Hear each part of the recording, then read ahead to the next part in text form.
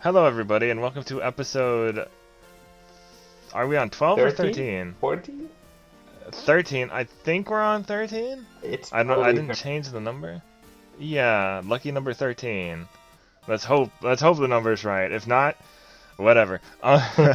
Welcome to the In From Japan podcast. As always, I'm your host Erroll Maas, and with me is the phenomenon from Suriname, Jason Courtar. Hey. And this is the podcast where we talk about the latest news on Japan-developed games and other things in relation to them, which is available on Spotify, Podbean, and YouTube. Other podcast services to be determined, if any. So as always, we're going to start with some of the games we've been playing. And before we get into stuff about a little bit about like Animal Crossing stuff that's been happening recently, I want to talk about like the other games we've been playing. So I have been actually playing Bubble Bobble 4 Friends, which just came out on Tuesday. Yeah, it came out on Tuesday. I just beat it a little before doing this podcast. Cause it's only it's like 5. What is it? Yeah, it has like it's 5 sets of 10 stages. Okay. So it's only 50 stages, and then at the end of each stage is a boss. And then you have. So basically, so what makes it different from like at least the original Bubble Bobble, since I haven't played other ones, is like after you beat a boss, you get equipment that gives you different like bubble abilities. Like one can make your bubble range longer, one can turn your bubbles into bombs, stuff like that. So that can help with specific stages. And then there are these bouncing enemies that are the bane of my existence. Yeah. Because they're the hardest to pin down. Is it any difficult? Or is it... A little bit. I was playing it on normal difficulty, and I just unlocked the hard difficulty. So what happens is you have 4 lives, but you get hit once and you lose 1 life. So it's a little trickier that way, especially in later levels. And then if you get 3 game overs, you have the option to use invincibility. So, and then, nothing can kill you. Okay. I had to use it on the last boss, because the last boss was pretty hard. But otherwise, it wasn't too bad, because when you get a game over, it just restarts the level. You don't have to, like, start completely over from the, like, beginning of the world or anything. Well, yeah, it's pretty logical for a puzzle game. Like with Tetris, you have the same issue. If you fail a level, you just start from the beginning. Yeah. And that's good. I don't want to say like, oh, maybe it's not worth $40, but like, it's good. I haven't been able to play co-op because unfortunately it's only local co-op, not online. That's a bug. But however, Taito did recently announce that they're going to add a free update with more stages and put in fan favorite enemy character Baron von Blubba the Ghost Whale. Well, I trust Kinda surprising. You know exactly who that is, because I had no idea. Yeah, it's the Ghost Whale from... You've probably seen like a sprite of him somewhere. But yeah, he's from the original Bubble Bobble. It's kind of weird they didn't have him in the first place, but I guess they felt like they didn't need him yet. I don't know. Well, funny you should mention Bubble Bobble, because now I just remembered that I actually used to own a Bubble Bobble for the SNES. I don't know what it was called again, but it was pretty fun. That may have been... And let me look it up. Bubble Bobble. Okay. I see Puzzle Bobble, but I don't see Bubble Bobble on SNES. I just see Puzzle Bobble. That's interesting. Maybe Bubble Bobble 2?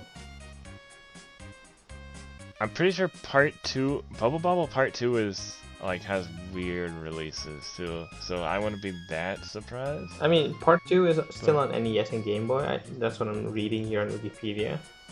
Are you sure what you had? Maybe it was a bootleg. I don't know. No, it definitely wasn't a bootleg. I mean, back then it A was good bootleg. all real games. Let's see. No, it doesn't say. It doesn't say. None of Let me just none of Google these are on Super Nintendo. Bobble SNES. Yeah, that's what I googled too. But I'm Uh, looking at this. I don't see. oh, it's named Bust a Move. Oh, that's right. Yeah. Right. It was Bust a Move / Puzzle Bobble. That's Puzzle Bobble, right? Okay. That's not Bubble Bobble. Probably Puzzle Bobble. Which I have Puzzle Bobble 2 on Switch. That's a great game. And the nice thing about Bubble Bobble for Friends is that it comes with the original Bubble Bobble. Like the original arcade Bubble Bobble. So it looks a little different than like the NES port. And that kind of threw me off because I have an NES Classic and I've played Bubble Bobble on that. And I was like, wait, why does this look different? I'm like, oh, it's actually the original arcade version. That's pretty cool. Oh, okay. And then I also played a little bit of the Bravely Default 2 demo. Which I thought was okay at first, but then I like died really easily, and I'm like, is it just me or like what's going on? Because I'm like not used to those types of JRPGs. And then the Kotaku article popped up, and it's like, yeah, that demo is weirdly hard. Yeah. Yeah, this it's a Kotaku article by Ari Notice. Ari Notice that I recommend reading if you're having trouble with the game like I am. Did you grind in the demo? I did not grind at all. I faced like 1 or 2 enemies and then I went straight to the boss. Yeah. Or straight to the dungeon. Maybe I wasn't killed by the bosses. I got killed by like the enemies in the dungeon. Oh, like maybe the first why, enemies in the dungeon. Yeah. With the 3DS Bravely Default, the demo, before I played the main game, I also did a lot of grinding, and also with Octopath Traveler by the same developers, I did a lot of grinding during the demo, just so that I could have an easier time with the enemies and the bosses. Yeah. Which is kind of weird to do in a demo, because you think... Yeah, but since the save data transfers, it kind of makes sense. Okay. Okay, so it's actually just an actual chunk of the real game. Yeah, but I don't think it's like it's not a Dragon Quest 11 type of chunk though. No, those are very rare. Although, you know, the grinding maybe could take you 10 hours. I don't know. Yeah, I mean, if you play it right. Okay, and next on the something, I don't know. Well, you're not gonna talk about Animal Crossing? Oh, right. You're right. That freaking bunny. That freaking bunny. And he's turning all my fish into eggs. And I don't like it. I don't like it at all. Well, they just put out a new update. So I'm guessing the spawn rate has been reduced a bit. Because that's my impression maybe from just playing an hour and a half. Because I got the update after I played this morning. So I haven't checked. Yeah. I haven't gone back to check yet. But I am okay. so mad about... And there have been like some glitches too. We'll talk about that later because those are news stories. But like, these eggs, man. And nothing from them looks good. I do like the cherry blossoms though. That's cool. That's nice. I'm guessing it's just a fun distraction. It's probably feeling overwhelming because the spawn rate for the eggs is so high that you can't do anything else on the island. Like you can't. That and they mess with your supplies. Yeah, that's true. And my storage is becoming pretty cluttered as is. Did you get the pocket stuff? The pocket upgrades? The pocket stuff? The pocket upgrades. Like the add-on to extend my pocket. Yeah. I did get the first one. I just got the second one today.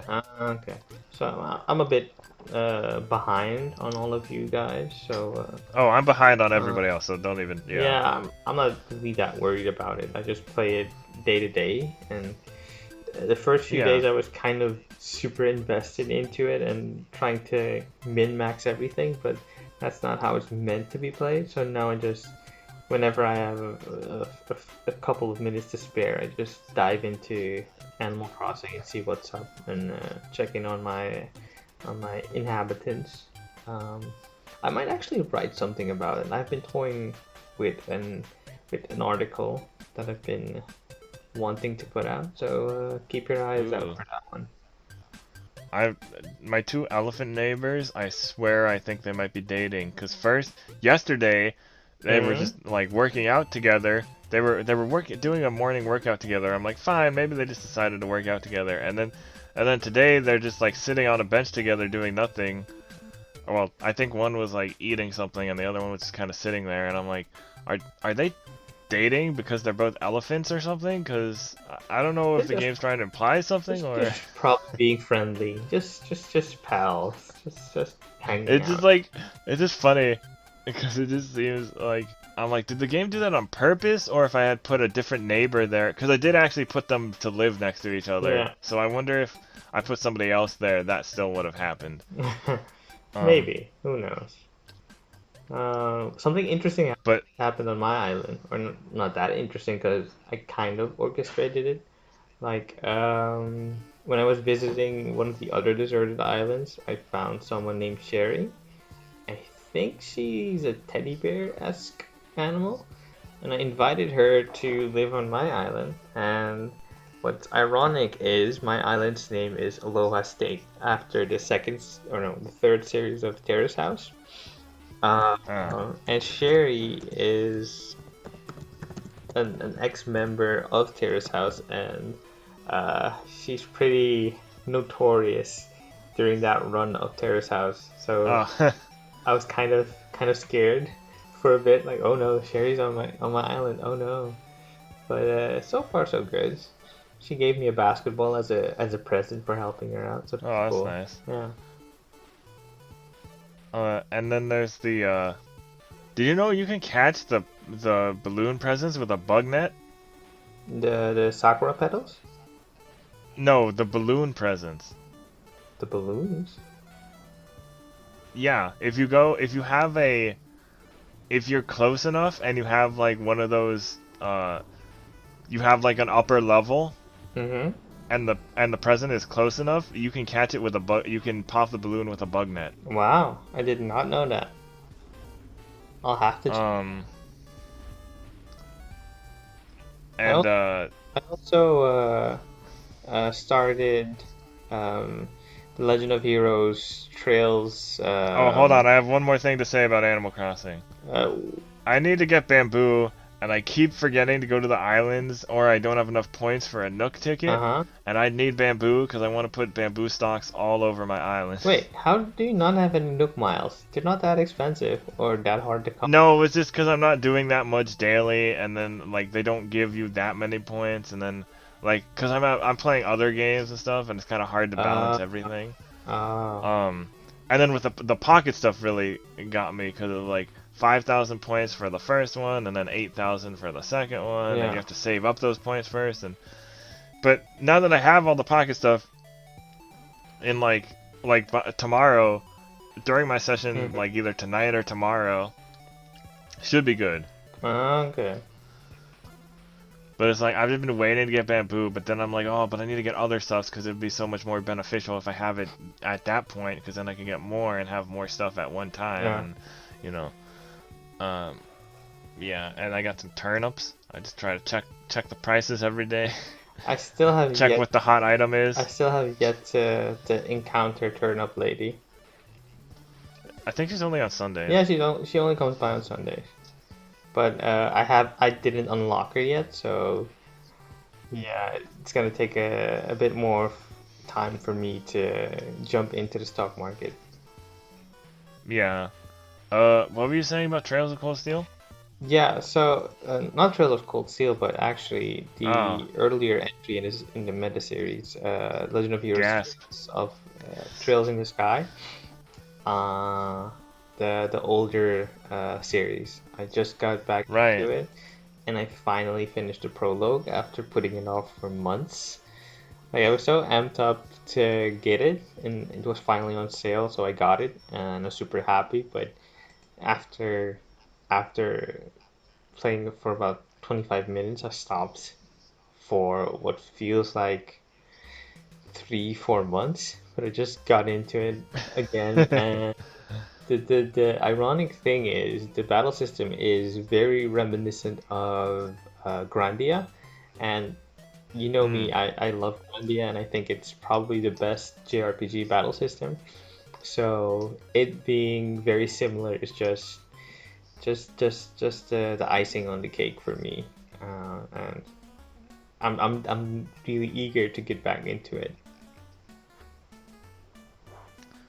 That's cool. I really have nothing to add to Yeah, that, to be honest. it's a pretty small title in the grand scheme of things. Not many people seem to be talking about it, but those who know, they know. And the homie Michael Hyam is a pretty huge fan of the Trails series and the Legend of Heroes Oh yeah. series in general. Yeah, I don't know if I said it on this podcast, but I was playing the Trails of Cold Steel 3 demo a while back, and I was Mm-hmm. like, I was I tweeted about it, and Michael Hyam responded with like the eye emoji, and I was like, Michael, why are the cutscenes so long? And he just did all he said was, listen. I I mean, was like, uh, the cutscenes are so long. it's pretty par for the course when it comes to JRPGs because JRPGs are pretty story heavy. So Okay, but like in a demo, and the cutscenes are like really long, and this is the beginning of the game, so I'm just like, okay, this is not how you get me hyped for you're, your game, you know? you're like get to it. I'm on a time Yeah, crunch. like it's not like I'm not interested. It's just like I wasn't expecting this. This is the beginning of the game. You got to get me hooked now. I like the gameplay, but you can't just exposition the crap out of me like that right there. Oh, yeah. I still have yet to get into that one. um all right, so now moving on to the next section Mm-hmm. of the podcast. That's what I meant to say. That's what the word I was looking for. Uh, we all got quarantine brain now. Yeah, Um, it's all funky. so we don't have any recent movie or TV impressions. We may start doing some anime movie podcasts as a spin-off of this one. So Mm-hmm. maybe look forward to that. Um, let's just say which movies? Let's just say Believe It. But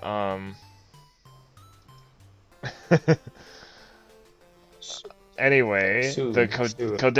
yeah, soon. There's a for people under quarantine. There's a lot more entertainment is becoming available.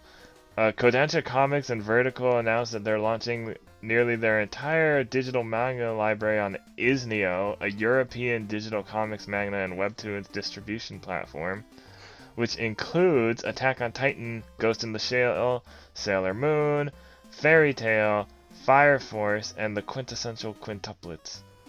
Yeah, that's a pretty good Uh, selection.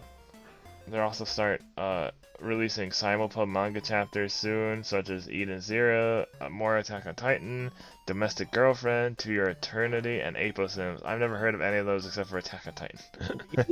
You've never heard of any of the other shows or No, series? the first ones, yeah, but not Eden Zero's Domestic Girlfriend, To Your Eternity, or Apo Sims. Domestic Girlfriend is a stellar series for anyone looking to delve into a messy romance. I feel like I've heard of it. Like the name sounds familiar.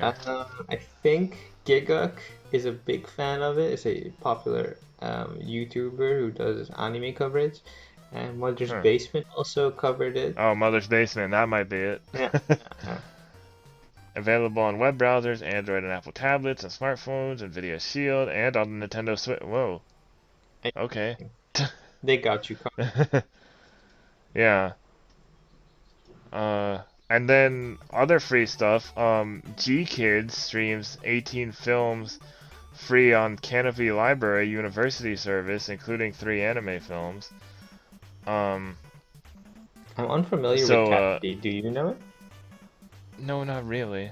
Hmm. Um, I just thought it was interesting because they have like A Cat in Paris, which is a great movie. That's a great movie. I just saw the other week. I watched the other one by the same. I don't know if it's the same director, but it's the same style of animation. It's Phantom Boy, also a good movie. Oh, remember Um, the streaming service I shared in the group? What was it called again? the '90s anime thing, Retro. Yeah, the anime thing. That retro, something is something. it Retro Wave? Cause I shared that with No, Retro Crush. Retro Crush. Yeah, that's what it was. So it's also streaming free anime and movies, and it's a pretty deep collection from the 70s, 80s, and the 90s. And some old school hidden gems. Great Teacher Onizuka, I think, is on there. Yeah, the Uh, area I anime forgot is one. there, like Zerum, Cat Eyes, a lot of good stuff. A lot of good Yeah, stuff. none of that is stuff I'm familiar with, but it's like stuff I've probably heard of. So I'm just like, Yeah. huh, all right. Too bad it's not available in my region, but if you're Dang crafty, it. you know how to make it available. That's all I'm saying. Let people have things. Yeah. And just a little side story. This is also entertainment, but it's not really to do with like the video games we talk about and stuff. But Magic the Gathering's next Crossover. set includes a Godzilla crossover. Mm-hmm. So they're making special promotional Magic the Gathering cards. 16 of them, which are kaiju from the Godzilla franchise, and they have a picture of the Godzilla one already. And Mm. all I'm gonna say is I need them, or at least posters of the artwork, because they have a picture of the card, but then they have the picture of the artwork by itself, and I'm like, Yeah. okay, I need to see the artwork for the other ones. I want to see a King Ghidorah one. It's Ikoria, but Mm. it's only, unfortunately, the promotional cards only come the Godzilla card, the Godzilla King of the Monsters card itself is only available as a buy a box promotion at local retailers. Oh, okay. Is Uh, Do you have any idea if it also will be available in Magic the Gathering Arena? I have no it. I don't think this is an article from Polygon by it says, oh, this says the set previously codenamed Cricket will be available April 16th on Magic the Gathering Arena. But I don't know. It doesn't say whether the Godzilla cards will also be there. Oh, okay. I gotcha. It's just a little like promotion. It's not. It's kind of separate from because it's not like because Magic has a lot of lore and like Oh, yeah. they're not they didn't put they're not like throwing Godzilla monsters into the lore. They're just saying like, hey, we're also doing this crossover Fun thing little. as a separate thing for this booster pack, which that's really cool. Like, cause like, Yu-Gi-Oh doesn't have stuff like that, but they definitely have the kaiju decks now, um, which are based on various kaiju like Godzilla, Mhm. Ultraman, Gamera, all that, and their whole mechanic is based on like giving your opponent one of them, and then you have one of them, and they fight each other. So Yeah. there's like that, and like that's just a cool thing to see an official crossover like that. Especially because I don't know if Godzilla, I mean not Godzilla, I don't know if Magic the Gathering, how popular it is in Japan. That's a good question. I know at the Uh, height, it must have been popular because that's how mhm. Yu-Gi-Oh was became a thing, and also Duel Masters. But like I don't know about how things are with it now in Japan. If somebody, Let's if you're listening to this podcast and you live in Japan, and you're a Magic fan, let us let me know. know. I don't know. I mean, Yeah, Japan is pretty into card games. yeah.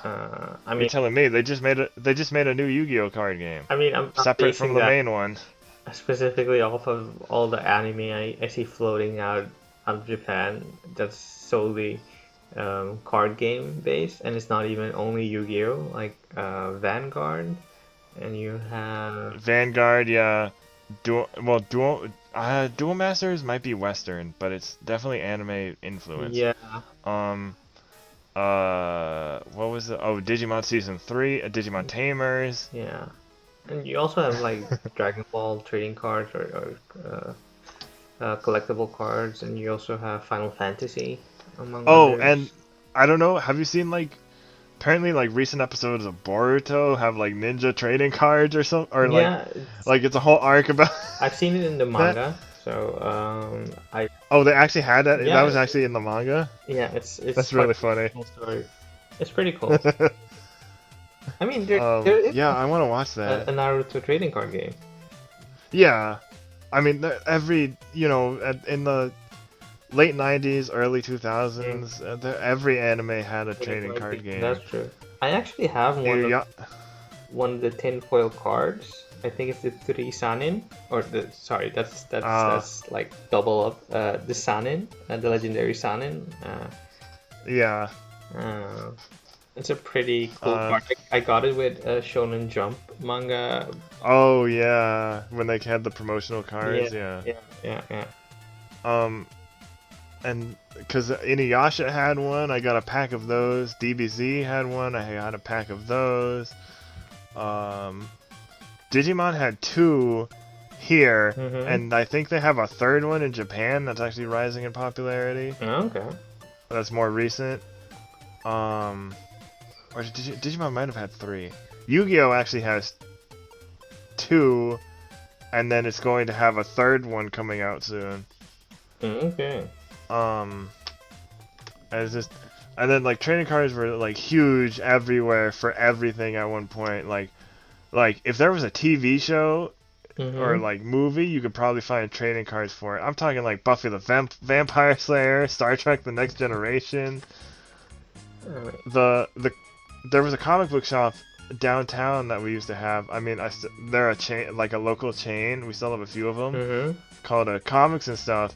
And the one downtown, it had this whole like section of old unopened trading cards from like various series. So I always like looking through there to see what the weirdest thing I could find was.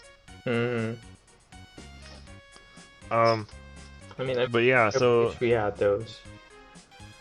I think I have Magic the Gathering Arena. I just need to, or it might be on my other computer. I, I I Um, also have it on my old laptop, and I played it a bit. I did not understand very much of it. Like, it's not a hard game. no, it definitely, I mean, to understand. It's just like the way they do it is like kind of weird. and it doesn't help that my brain is totally hardwired for Yu-Gi-Oh! And Yu-Gi-Oh! Only, or Hearthstone at the very least. So anything that's not any of those two, my Oh, brain. speaking of which, if you Mhm, ever plan on getting the Yu-Gi-Oh game, the newest one, mhm. don't get the Switch version. Is it that bad? It's the only one I've seen with like, because apparently the new ones, the ones for Steam, Xbox One, and PS4, they run a lot better. And even though the Switch was the first version to come out, it still has a lot of like crashing problems and Mm. um.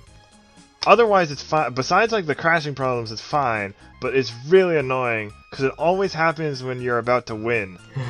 And it's not just a me thing too. There's an article I put in the recommended reading that said the same thing. Oh, So I'm like, oh wow, so it really just is a thing. yeah. Konami just does not want you to win the game. Yeah. Cause I was thinking about like, well, maybe I'll just get the PS4 or Steam version at this point, but then I have to redo everything. But I'm like, that doesn't sound that bad. I got time. We all have time now. Could make content out of it. Yeah, exactly.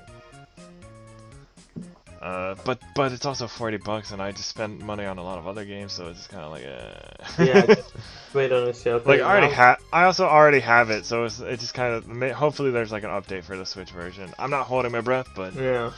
I mean, I don't want to go overboard myself. Like, Final Fantasy VII Remake is coming out pretty soon, and or yeah, I is just out, pre-ordered that, so I'm not gonna. depending on who you are. Persona 5 Yeah. Royal just dropped, and Yeah, not getting that. I mean, I'd like to get either of those two, but something I've seen propping up about Persona 5 Royal is that it's a shame that it's not DLC and it's a whole full-fledged game that you have to pay $60 for. So I might be waiting on a sale for that one. Yeah, I'd say you should do that. Yeah, but what's also keeping me from buying any of those two is that, or Resident Evil 3 for that matter, is that um, the Jedi Fallen Order and Control Deluxe Edition are both on sale now. So yeah. Wait, I thought the Control sale ended. For the standard edition, yeah, but the spring sale on PSN has the digital deluxe edition for it. With the season pass. Yeah, I think for because I just got the season pass 40. because Control was my game of the year last year. Yeah. So it's going. But also that's not a Japanese game, so let's move on. Yeah, plenty of sales, So if you're looking for a game to play, there's something on sale that you could probably afford.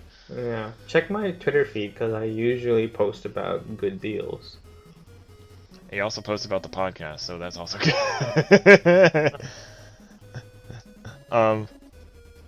Alright, so the recommended reading, we have The Fart Man Cometh, celebrating the many, or recommended reading, watching, and listening.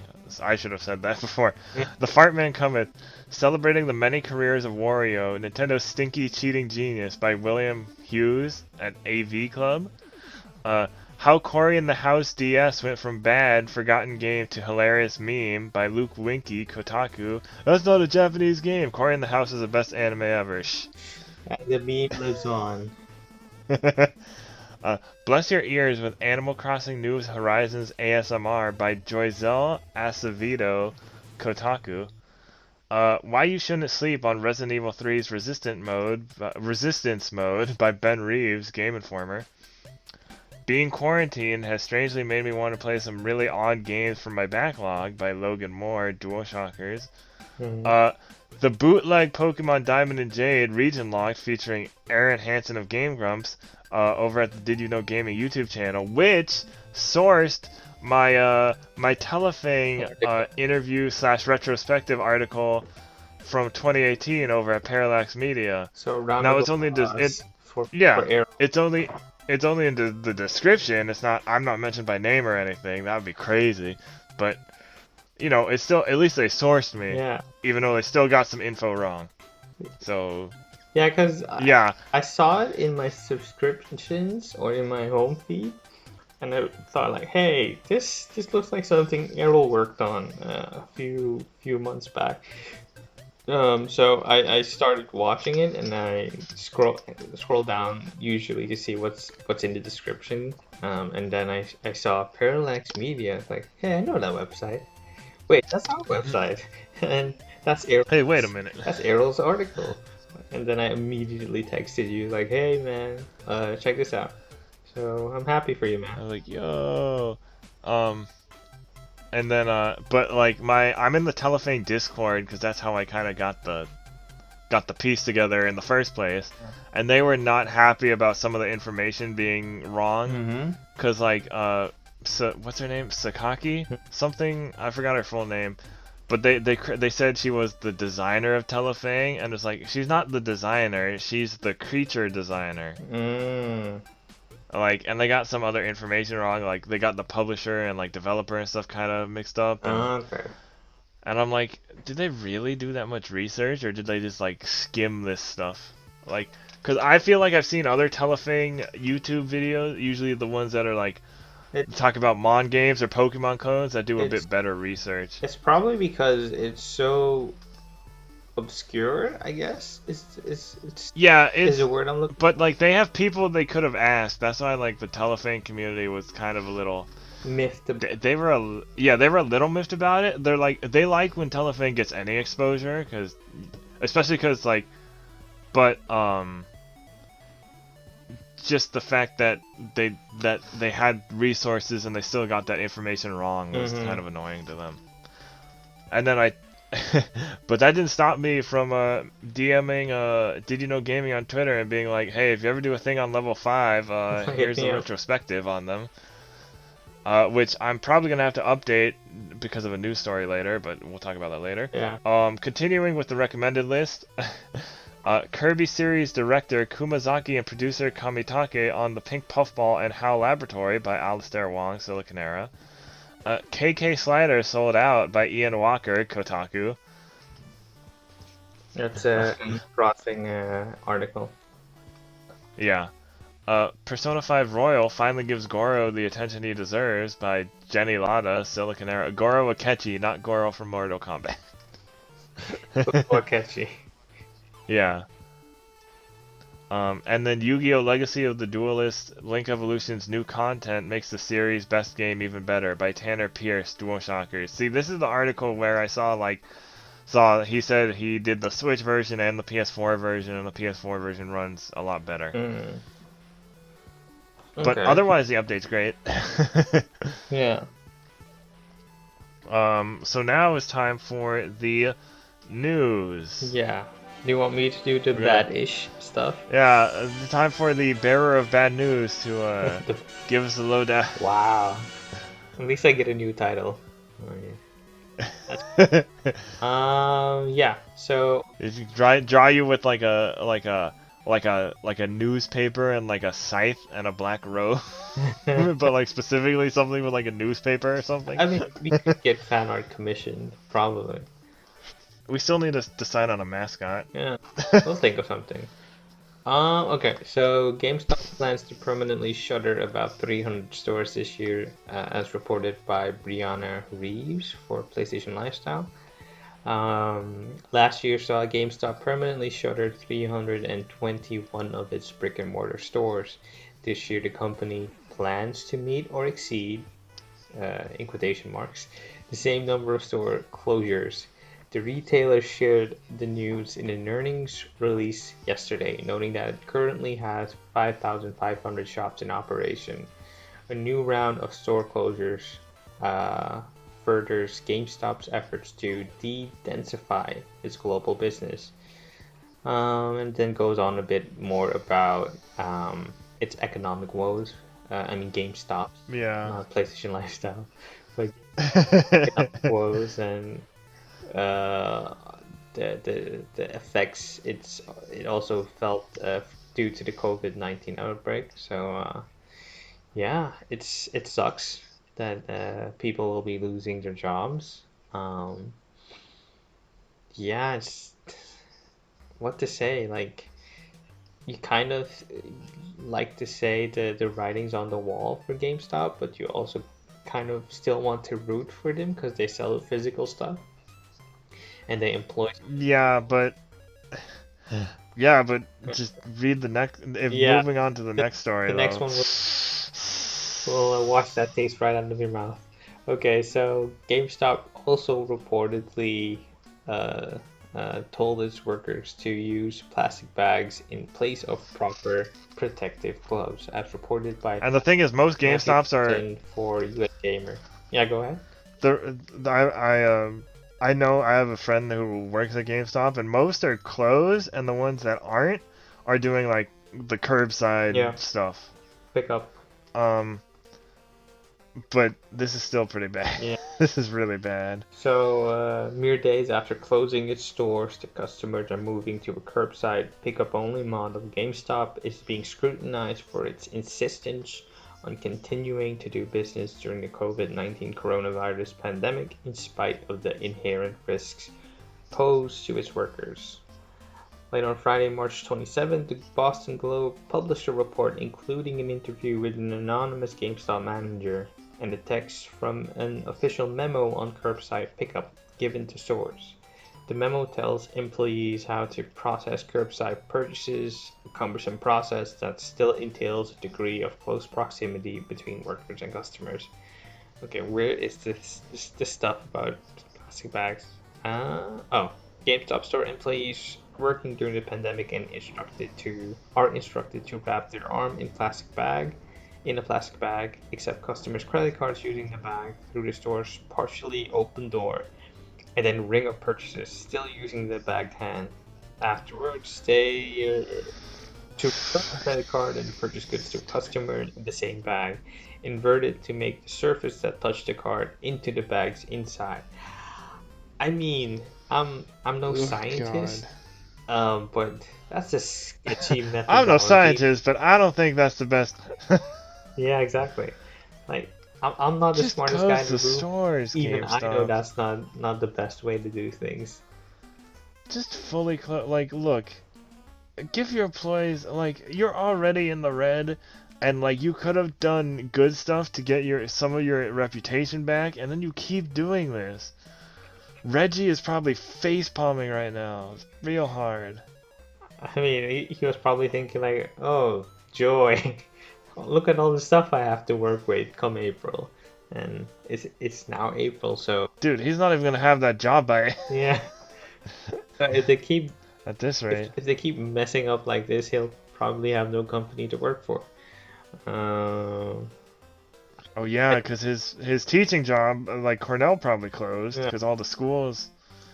Although I'm sure Reggie's pretty bloated from working for Nintendo and I stuff. mean, I wouldn't. he's probably sitting on a comfortable nest egg. We don't want to Yeah, speculate, but he'll be okay. it's He'll be it's okay. probably comfortable.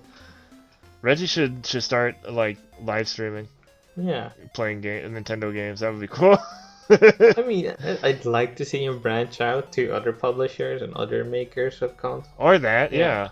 yeah. Like, what is his opinion on The Last of Us or Sea of Thieves, for example? Like that could be interesting. But I'm pretty sure he has such an affinity and loyalty to Nintendo that's probably hard to shake. You can make a series called "My Stream is Reggie." Yeah, good one. Okay. Next up, head of Xbox Game Studios talks unique challenges posed to the devs during pandemic.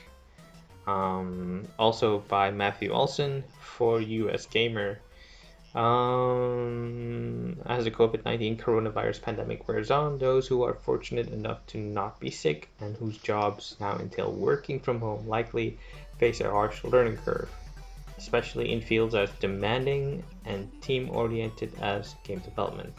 Matt Booty, Microsoft's head of Xbox Game Studios, has released a new statement on the status of its first-party developers. While there are no delays to be announced at this time, Booty acknowledges that the studio leaders will need to make difficult decisions regarding their teams and games. Okay, so the statement reads in part as, "We know that gaming connects people during times of social distancing, and we are committed to delivering the highest quality Xbox Game Studio games. Wow, that's a tongue twister. For a community of players. At the same time, the health and safety of our XGS development teams is our top priority. Each studio is facing unique challenges and constraints depending on its particular location, and many of our external development partners around the world are similarly affected. We are supporting our studio leaders to make the right decisions for their teams and their individual games during this challenging time." I'm switching this. Yeah, so not exactly bad news, but they're acknowledging that during this situation, everyone is facing huge challenges in this business. Yeah. Like working from home is a possibility for a lot of studios, or most studios, I should say, but that does not guarantee that I mean, that they can yeah. finish a game within the same time frame as if they would from within the studio.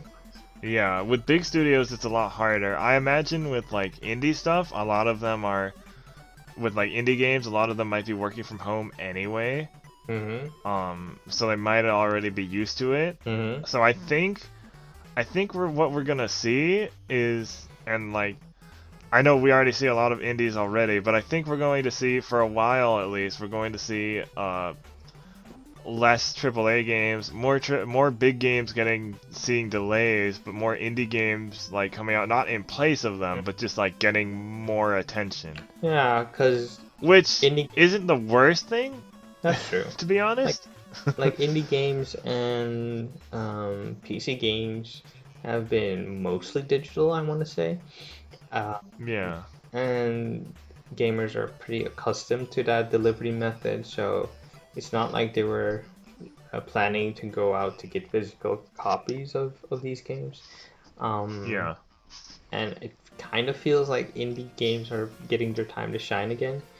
Um, which I is mean, they've been shining, they've been like rising in popularity, but now I think you're just gonna see a big yeah, but jump. yeah, I mean, of course, indie games have been doing pretty well, but I mean, as in having a very particular focus on them, Yeah. as was Uh-huh. the case a couple of years ago, where every little indie game seemed to be having massive waves in the gaming industry. So interesting times are ahead, definitely.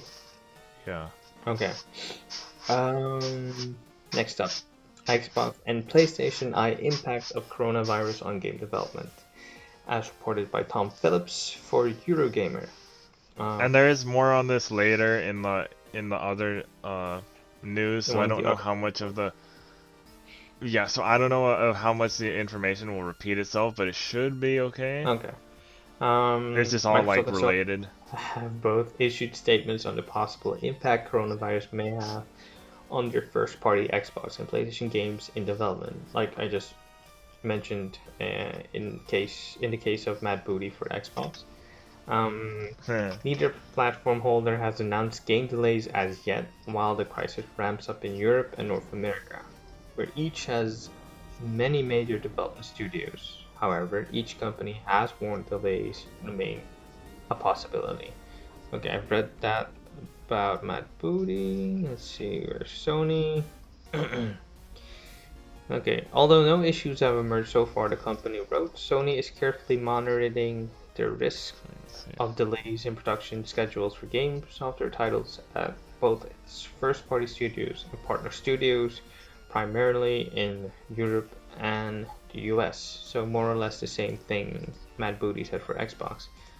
Um, Hmm. so yeah,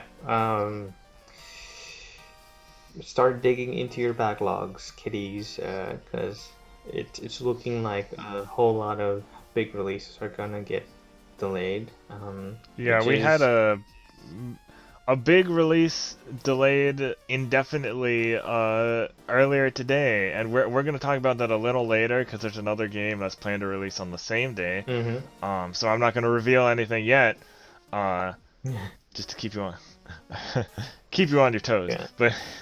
Yeah, But yeah, yeah, it's gonna be a rough one. But luckily we're in a time where we have like a lot of people say there are too many games, so it's like okay, well now you. And everybody's joking about how like, oh, I wish like I had like a year or something like time to play games play before all new games came you out. I was already like, have. now you do. Yeah. Yeah, you kind of Okay, do. now you have Maybe not all of wish them, granted. but you can get a good chunk. Yeah, Yeah, this was some monkey's paw type. yeah. Like I was Ugh. recently thinking, hey, I could actually complete an RPG a month. Like this month, I'll probably finish Trails in the Sky. And next month Trails of Cold Steel, and the next month something else. Like it's quite possible. Yeah, I could finish all my Dragon Quest games. Yeah, but then it also starts feeling like a job when you have to plan in your gaming time and in which title you're gonna tackle next. That's true, but then you can make more content out of it, so then it does kind of become a job anyway. So Yeah. Okay, moving on. Summer Games Done Quick postponed. Online Corona relief event announced for April. This also comes from Eurogamer as reported by Matt Wales. This year's Summer Games Done Quick charity speedrunning event has inevitably, given current global events, been postponed, but its organizers have unveiled a new online-only money-raising event, Corona Relief Done Quick, due to take place in April. Okay, Jan has a bit more information on it, and the recent stats, or the stats from the most recent games done quick activity. So yeah, it's good to see that companies and like Summer Games Done Quick or like big conferences are able to pivot to another platform, like digital only. It's not the same as what it used to be, but um, due to all the circumstances, you have to make do with what you have at hand. Okay. No comments? About the games done quick thing being posted, like, I mean, at least they're putting a thing like in place of it, Yeah. or I not in mean, place of it. It's earlier, but at least they're doing like something else. yeah, I mean, if it was canceled outright, it wouldn't be the worst thing because people are taking care of themselves and loved ones and Yeah, not causing a spread to increase of the virus. yeah. But The really nice thing I'm trying to do is I'm trying to like support my friends that are streamers right now because they're, this is kind of their time to help provide entertainment, and like the fact that they still are, yeah, even though it's like it might be hard on them too. yeah. Like, but like I have one friend that's a full-time streamer. Mm-hmm. Our guest from last episode, Nicole, she actually she has been streaming earlier lately because I've heard her job is kind of weird right now. Mm-hmm. So she's been streaming earlier and streaming more. So I suggest you go check her streams out at Nicole B or at Nicole B TV or something. I don't know what the right We'll thing is. probably put Well, her account name in the description. something like that. It's Nicole B TV. That's either the Twitter or the Twitch. I always get them confused. Okay. But yeah, just like support your local streamer, local, not just local, but like international, national, whatever. Support the streamers you enjoy. Yeah, And maybe check out a smaller time streamer and yeah, definitely check out smaller time streamers. Like Siliconera streams every once in a while, and they like do not get a lot of people. yeah. So Okay. you should check them out because they're always trying out stuff. All right. Anyway, More bad news to clean up. Kojima Productions working remotely following staff members' COVID-19 diagnosis. Kojima Production announced, as reported by Jenny Lada for Siliconera. To resume, Kojima Productions announced the developer's first COVID-19 case via its official Twitter account on March 30th, 2020. In addition to confirming the employee tested positive after being at home since March 20th, it announced a number of safeguarding measures to protect the rest of the staff. Namely, members of the studio will all be working from home. And there's a statement from Kojima Productions on what else they're going to do. Namely, temporarily close the office floor, sanitize all office facilities, all working staff will now work remotely, and supervise and support for the health condition of all staff. so And also, my question is, Mhm. where is Kojima Productions located? is Is it in it not Japan though? or is it in? Yeah, it's in Japan. Because for some reason, I thought it like wasn't in Japan. I don't know. Why? Do you want them to be in LA or something? No, for some reason, I think I just got confused about that time when Kojima was going to all those studios while he was working on Death Stranding or whatever. Oh. Well, if I'm not mistaken, there was a Kojima Productions in LA. Okay. I don't think I'm making that up. So maybe it was like the U.S. division or something. Yeah. Yeah, there was a US division. Yeah, Japan is. Sorry, I didn't mean to interrupt you during the middle of the article, but like, Japan seems to be kind of weird with this whole virus thing. Because at first there were reports like, "Oh, Japan's doing fine." It's like, no, it's not that they're doing fine. It's that one, in some ways, they're more health conscious because they wear masks, and Japan is.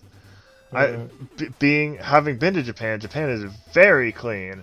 Mm-hmm. They are very like health and clean conscious, but Yeah. also they hadn't been doing a stay-at-home thing until more recently. At least and some smaller places aren't doing it quite yet or just started. Mm-hmm. I checked in with my friend who she lives in Tokyo, and I was like, everything okay? And she's like, oh yeah, we're staying at home. We're on lockdown, but Tokyo isn't like hasn't been as bad as like other countries. And I was like, okay, well maybe Tokyo specifically did it earlier because there are just so many people in that particular Which is city. interesting because I follow a YouTuber, Reina Scully, who also used to just Oh right. focus at Nerd, and other big stuff for Crunchyroll, and now Uh-huh. most does Yeah. stuff on her own. She kind of complained a lot about Japan's tackling of the COVID-19 situation, and she put Yeah. out a video last week, I think. So I should check that out and see what's it all about. Yeah.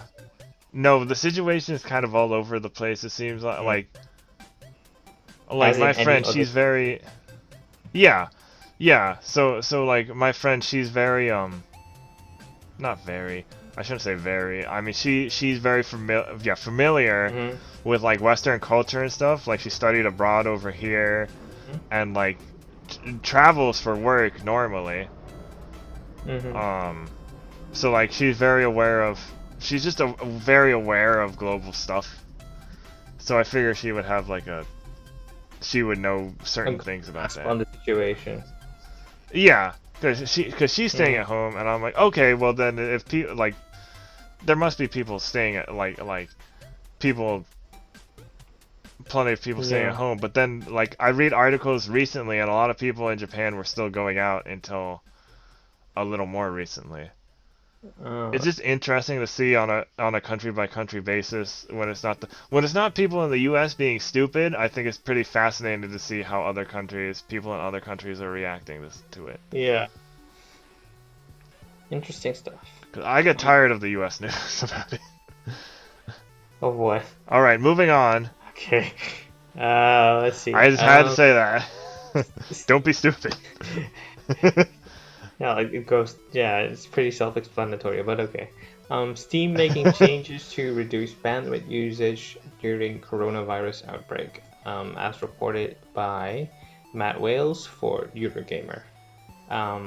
Valve has made some adjustments to the way Steam currently deals with game downloads in order to reduce bandwidth usage during the coronavirus outbreak.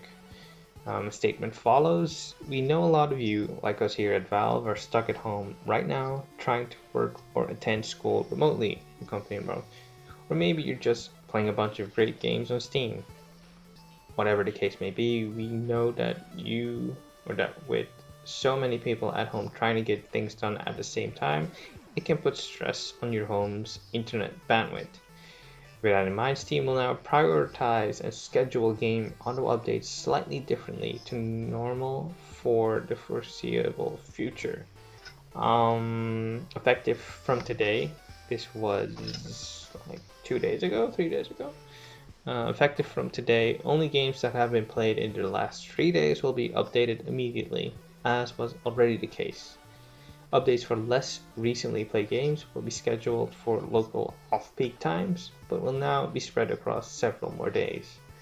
Valve notes that updates can still be manually triggered when starting a game or by using the download manager, and that it's also looking into additional solutions to help on our side.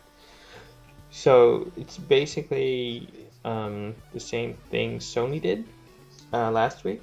When they said, hey, we're gonna slow download speeds in the US and Europe.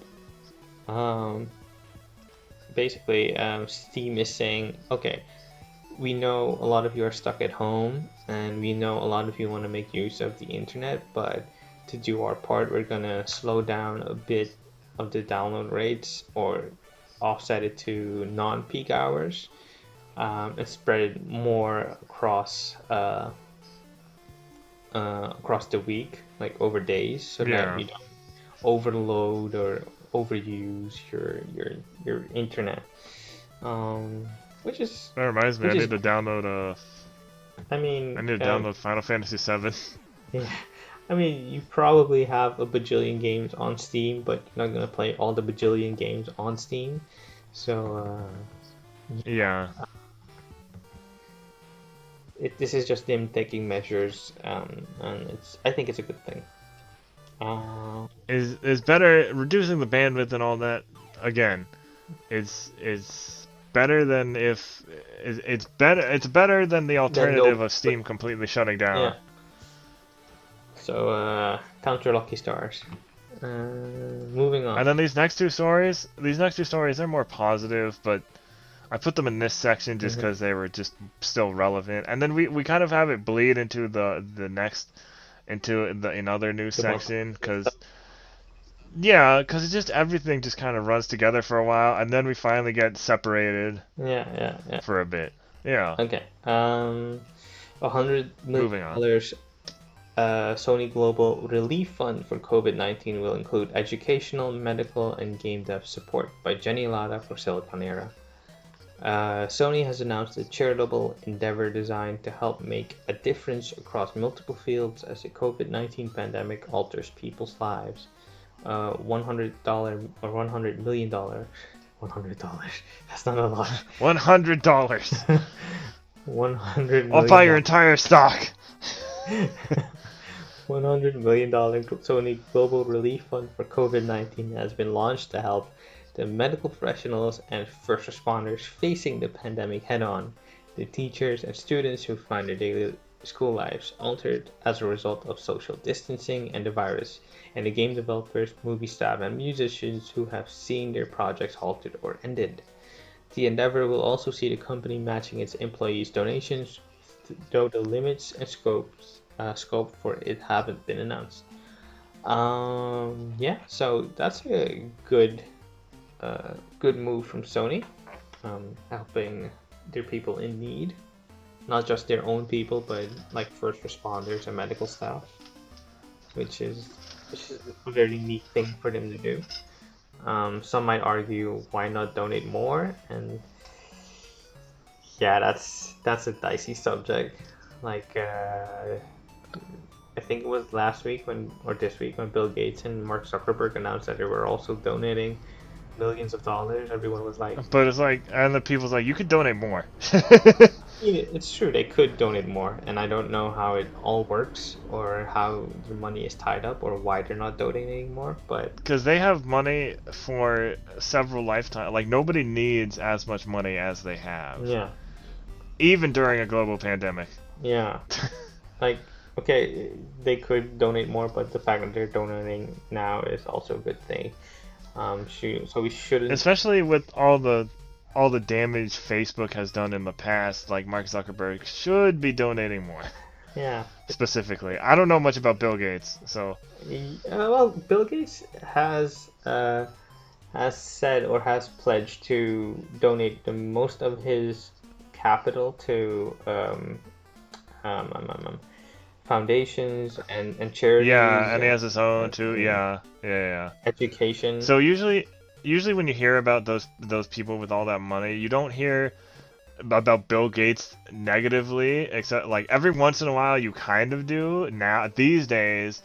But in the past few years, he's the one you didn't really hear about. Yeah, because he took a step back from Microsoft and said, you know what, I'm going to focus on my charitable work. It's a great thing. And at the beginning of the pandemic, he kind of got brought back into the news because he predicted or he saw this happening a few years back. Yeah.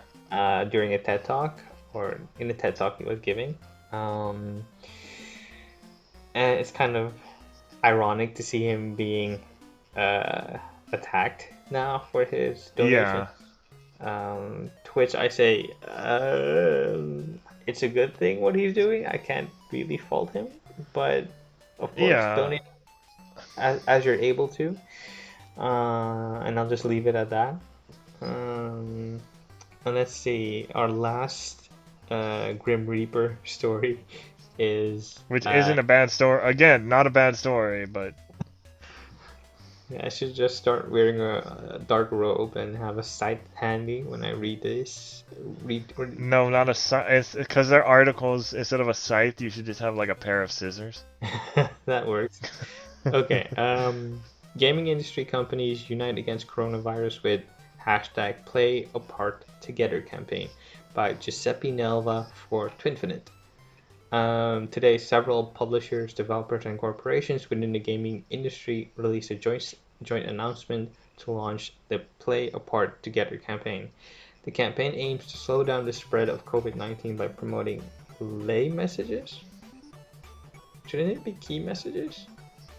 From the World Health Organization and encourage gamers I don't to know. practice physical distancing, hand hygiene, and respiratory etiquette, and other preventative actions. The publishers involved promise special events, exclusive activities, and rewards, conveying the message wherever you are, whatever game you play, you can make a difference. Which is a nice tagline, if I say so myself. And a brief list of those taking part: Activision Blizzard, Yeah. Kabam, Snap Games, Amazon App Store, Mysel Ward, Twitch, Big Fish Games, Playtika, Unity, 30-Bit, Pocket Gems, Wooga, Blue Mobile, Riot Games, YouTube Gaming, Gem City, SciPlay, and Zynga. There's also a press release or a statement by Bobby Kotick, CEO of Activision Blizzard. Pretty lengthy. I'll let you read all of that in Twinfinite's article. Yeah, so in other news, so no indication of PS5 or Xbox Series X delays, says GameStop CEO. Still on for holiday 2020. This is a story from IGN by Joe Screbbles, fake name. GameStop CEO George Sherman, that is such like a normal name that's like, yeah, you would be named that. Yeah. Says there is currently no indication of any impact on the product launch or delivery date of either PlayStation 5 or Xbox Series X. In an earnings conference call, Sherman discussed the current effects of, I'm just going to say the pandemic, because I don't like saying the actual thing. Because I see all these YouTubers saying like, oh, you can't say it or else we'll get demonetized. We don't get money on YouTube. We're too small for that. But like, I'm just trying to say the pandemic at this point because I don't know. I'm just tired of saying it, you know. While explaining that the situation remains fluid, he specifically brought up the potential effects on next-gen consoles. As for the impact on the new supply chain and manufacturing for the new consoles, Sherman explained, will continue to work with console makers as the launch approaches, but as of now, we have no indication of any impact on the product launch or delivery date, which is expected in time for holiday 2020. Yeah. Which, by that time, this could all be like dealt with. Who knows? Yeah. That's what people are hoping. But then other people are like, oh no, it's gonna take like, it won't be until like next March that we're starting to get back to normal. But then again, I think a thing like this is. Yeah, next March is probably the latest they could delay it to, because that's when the fiscal year closes for them, I guess. No, I'm saying the pandemic itself. Oh, okay. I'm saying the pandemic itself like will be like dealt with, but like, and I think like this stuff like this is a little like, yeah, sure, stuff like this has been predicted, but then like how we deal with the situation and like what happens next and stuff, I think is a little more unpredictable with certain factors. Mm-hmm. Of course, it depends on where you are and a bunch of other things, but like, yeah, so who knows if those will be like they seem pretty sure, and there will be some stories after this, but like they seem pretty sure that the consoles themselves won't be delayed. The games, however, that might be a little different. Like as we said earlier. If we follow Microsoft's their like press cycle regarding the Xbox Series X, they seem pretty confident in delivering consoles for holiday 2020. Sony, on the other hand, is kind of playing it very close to the chest, and it's really hard to say how far along they are with their plans, or if shipping is going along as expected. But yeah, all points indicate to everything occurring as planned. Yeah. It also said not clear exactly how much insider information that Sherman is working with here, but it's likely the CEO is in close contact with the console manufacturers. Before previous console launches, GameStop executives have explained that they know more than we can share, and were privy to unannounced information such as the Nintendo Switch, then codenamed NX, using physical media, despite widespread rumors that it would be digital only. Yeah. Likely to be the best blah blah blah. Troubling few weeks for GameStop. Okay. Next story, because this is all like a block of the same. I usually, Yeah. if you haven't noticed, I usually organize it for people listening. I try to organize it into blocks. So this next story from Silicon Era by Lucas White is a Sony spokeswoman. Pandemic won't have notable impact on Sony PS5 plans. So we get a confirmation by somebody from Sony. So, due to China's ongoing recovery from the pandemic and many parts of the world still in the thick of it, many tech companies are bracing for impact on their short-term financial projections. This includes Sony, which has a new gaming console set for the arrival towards the end of 2020. A report from Bloomberg stated that Sony Corporation is delaying its next financial earnings report, which was originally planned for April 2020. This is related to a dip in stocks, manufacturing issues, and the other problems associated with the pandemic situation. But for now, nobody in the game community needs to worry about PS5 launch, according to the company. As the world headed into February 2020 and things were still relatively normal, Sony Corp had actually increased its financial projections. This was projected 40. Oh, okay, whatever. This is all number business. Panda release turn. They don't expect a notable impact on the holiday 2020 release plans. Obviously, that could change at any moment, but it makes sense that Sony Corp isn't willing to call things off that far away, especially since Sony's internal operations are still running with its workforce telecommuting. And then, however, we have an article here, so they don't expect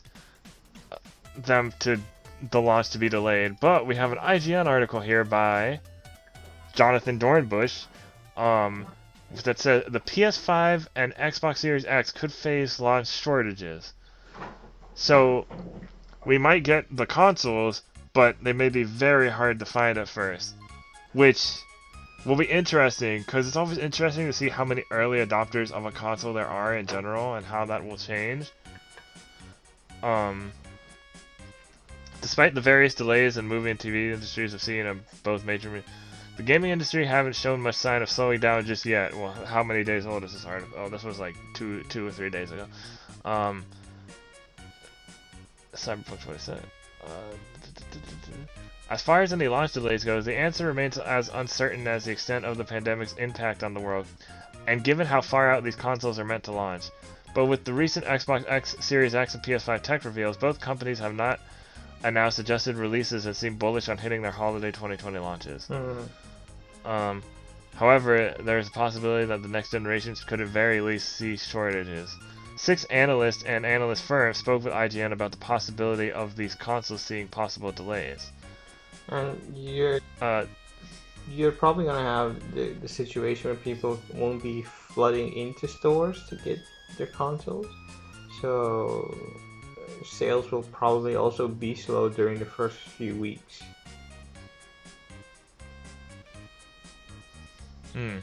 I mean, you still could do delivery like Amazon. Yeah. But yeah, it's probably going to be a bit slower in the first few weeks. Several analysts agreed on one thing. The pandemic is likely to have some effect on the production of the new console, the extent of which remains unknown.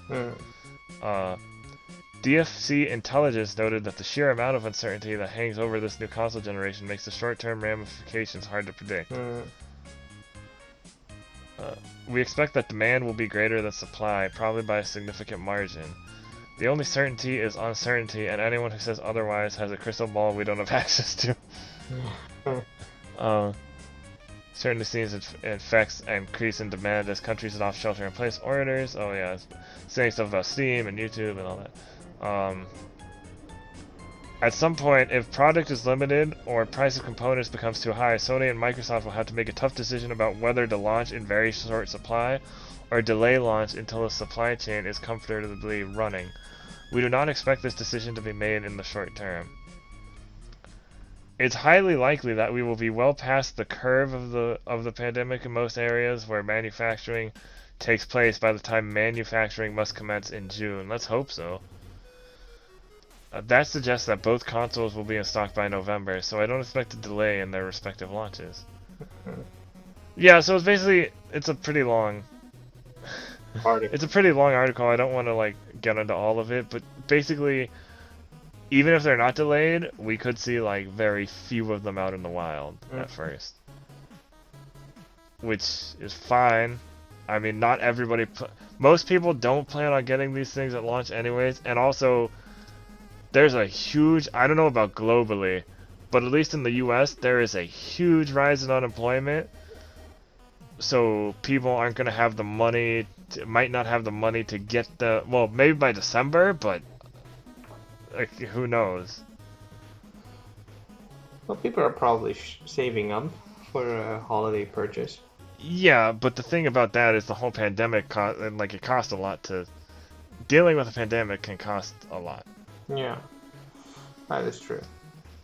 And the next thing is Phil Spencer says Xbox Series X's launch likely won't move even if Halo Infinite is delayed. Spencer says the Series X's onboard software needs to be all there for launch, but games are another matter. By Matthew Olson at US Gamer. So he basically, oh yeah, it was an IGN. I forgot it was an IGN. So it's US Gamer reporting on an IGN. I should have gone to the IGN one, but so yeah, it's him just repeating like, yeah, Xbox Series X should make the launch.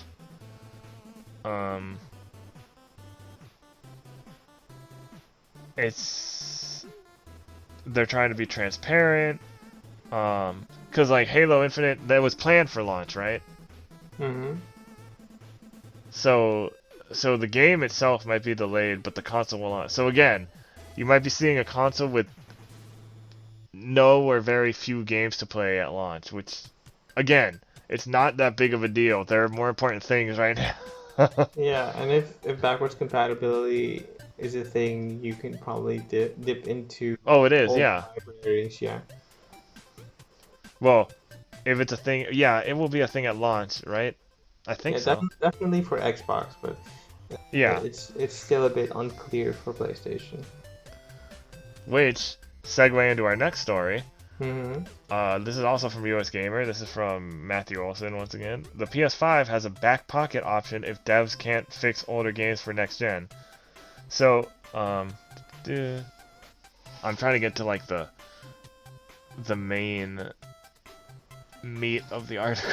Mm-hmm. Oh, this is about the technology. We're keeping so certain chips. The PS4 and PS4 Pro both use like certain chips that the PS4 and PS4 Pro use that they might use as like a backup thing. Just because the PS5 has more power doesn't mean the result of running PS4 titles as is will always be the higher frame rates and smoother gameplay, especially for titles that have been designed to eke performance out of the PS4 and PS4 Pro's particular architectures. A difference in timing could lead to incompatibility or undesirable differences in performance and speed. Yeah. Presumably, as Ledbetter explains further in Digital Foundry's post-interview analysis, if the PS5's power isn't a good fit for the title, legacy mode should ensure nearly identical performance that a PS4 or PS4 Pro would offer. Okay. Yeah, because you'd be simulating a PS4's architecture. Yeah, so they have like a... So I guess the main thing to take away from this is they kind of have a backup plan for the PS4 games that don't quite work right. Yeah, I shared a video today in the group about the next gen consoles, and there's a bit about backwards compatibility, specifically for Sometimes we're the only ones in there. for PS4 to PS5, and just because the PS5 is more powerful does not mean it'll run better, it can also Yeah. sometimes mean it'll run too fast, and that could also lead to unplayable if hilarious results. Uh, so yeah, it's a lot to PS5 consider. potato mode. Yeah. Okay. We're finally done with that section. Oh my god, I'm so sorry. It's fine. There was just so much. We have a lot of other news, and this is actually more specific about games, so this is nice. Yeah. This is much more positive, not talking about delays, although they could get, things on this could get delayed, but we don't know about that yet, so let's not get ahead of ourselves. Oh, we didn't split. Well, we'll figure it out as we go. Mhm. Okay, because I'm doing this story. Definitely. So this article, play the new game Ultraman B Ultra and become Ultraman yourself. This comes from the Subaraya website itself. An app game, Ultraman B Ultra, will be released in Japan this spring. I think it was also confirmed for localization as well. The game is based on the popular series Ultraman, airing worldwide on Netflix. Oh, the anime one. Please stay tuned for more news as we are preparing for fans outside of Japan. Yeah, okay.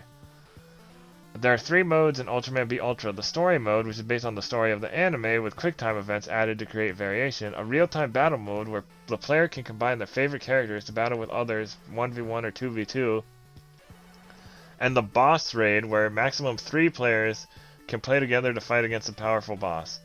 Besides the story mode and QuickTime events, 2v2, besides all the other stuff, the player can train and power up their characters, as well as listen to the new voices recorded by the new lines recorded by the voice actors of the anime. Yeah. They worded this weird.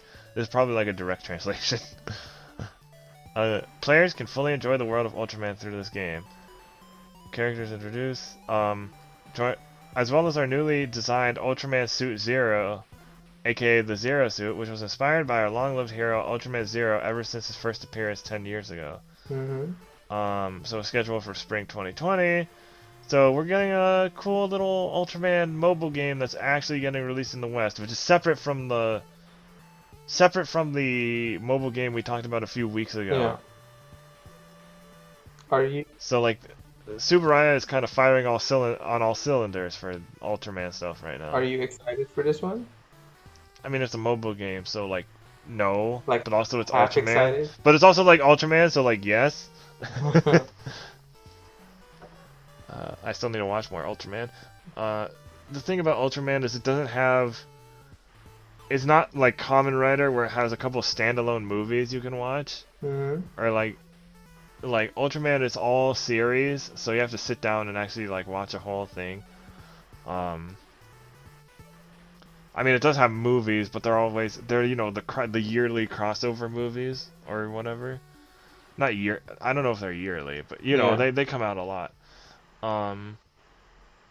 But yeah, a game based on the anime. I can't wait for season 2 of the anime. That'll be great. Whenever that comes out. Did you wish it was more based based more on the Tokusatsu series? I mean, no, because it is. It's a direct sequel to the. Well, the anime itself is a direct sequel to the first Ultraman series.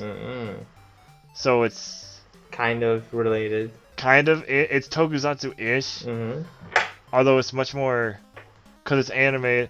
I would put it in like a category like anime Tokusatsu. So like it has Gridman. It has all the trappings of Tokusatsu, but it's just styled in anime. Kind of, because like nobody turns giant in this one, but it's because of like, since the first Ultraman technology has progressed and like they understand how certain things work a lot better now, and yeah, it's interesting. I definitely recommend it. It's only like, I think it's 12. It's either 12 or 26. I know it's not that long. Okay, I'll check it out. Yeah, you should definitely check it out. I've been meaning to. Check out our Ultraman anime podcast. No, I'm just kidding. I'd do it though. I know you. Alright, moving on. I'll do this one, and then you can do the next one. I'll take the whole batch of Square Enix after this one. Wait, hold on. Did I? If you want, okay. So, this next story, is your Final Fantasy 14 landlord won't evict you due to the pandemic. That's not actually what the title is, but you know, I'm just tired of saying it. At least your virtual landlord is doing the right thing. News by Hirian Crier over at US Gamer. So automatic house demolition will be put on hold in Final Fantasy 14. So so basically, if your house is there's like a countdown, and you can stop it if you by just entering your you enter your house and then it won't be demolished. Okay. Yeah, if you didn't enter your estate for 30 days straight, a countdown timer would be initiated and your estate would be demolished entirely at the end of the countdown. But now it's being put on hold. So that's nice. This means it's a very nice gesture. Cause like maybe you don't have time to play Final Fantasy 14 with everything else going on, so like you can be like, oh, I could do that, and then so you don't lose. Yeah, we don't blame you. Okay. That was a short story, but I liked it. Next up, we have Square Enix warns it can't control release date of FF7 remake, Final Fantasy 7 remake, street date already broken, as reported by Joseph Noob for IGN. The Final Fantasy 7 remake is just around the corner with an official release date of April 10th. Some people just can't wait, however, and have broken the street date, according to Eurogamer. Square Enix has also issued a warning, saying it can't control when the game is released in Western regions because of the various COVID-19 lockdowns. As you will be aware, many countries are limiting entry or closing their national and state borders and restricting the distribution and delivery of non-essential items, Square Enix wrote in a blog post. Understandably, these restrictions are being implemented so that essential items can reach their destinations as fast as possible. This does not mean that box copies of Final Fantasy VII Remake will not be dispatched. It just means that we cannot control the date the game may arrive. Yeah, it's a bummer. And the rest of the article dives into some more of the hubbub surrounding this. And I have to say, as someone who lives in a country who also has a border lockdown, where we can't import luxury goods anymore, probably for the foreseeable future, I really feel this. Like, our game shop, our local game shop, closed. Not forever, but for the time being. And if I was interested in a box copy of Final Fantasy VII Remake, I wouldn't be able to get my hands on it. Yeah, I thought about getting it because I was like, oh, I'll just go on Amazon and order one. Maybe it won't come out on the release. Who cares? And it was sold out, so I'm like, well, I guess I'll get it digital now. I'm probably also gonna get it digitally now. I just had to make sure I had enough room. Yeah, because that's all. Because it's 100 gigs. A headache. Yeah.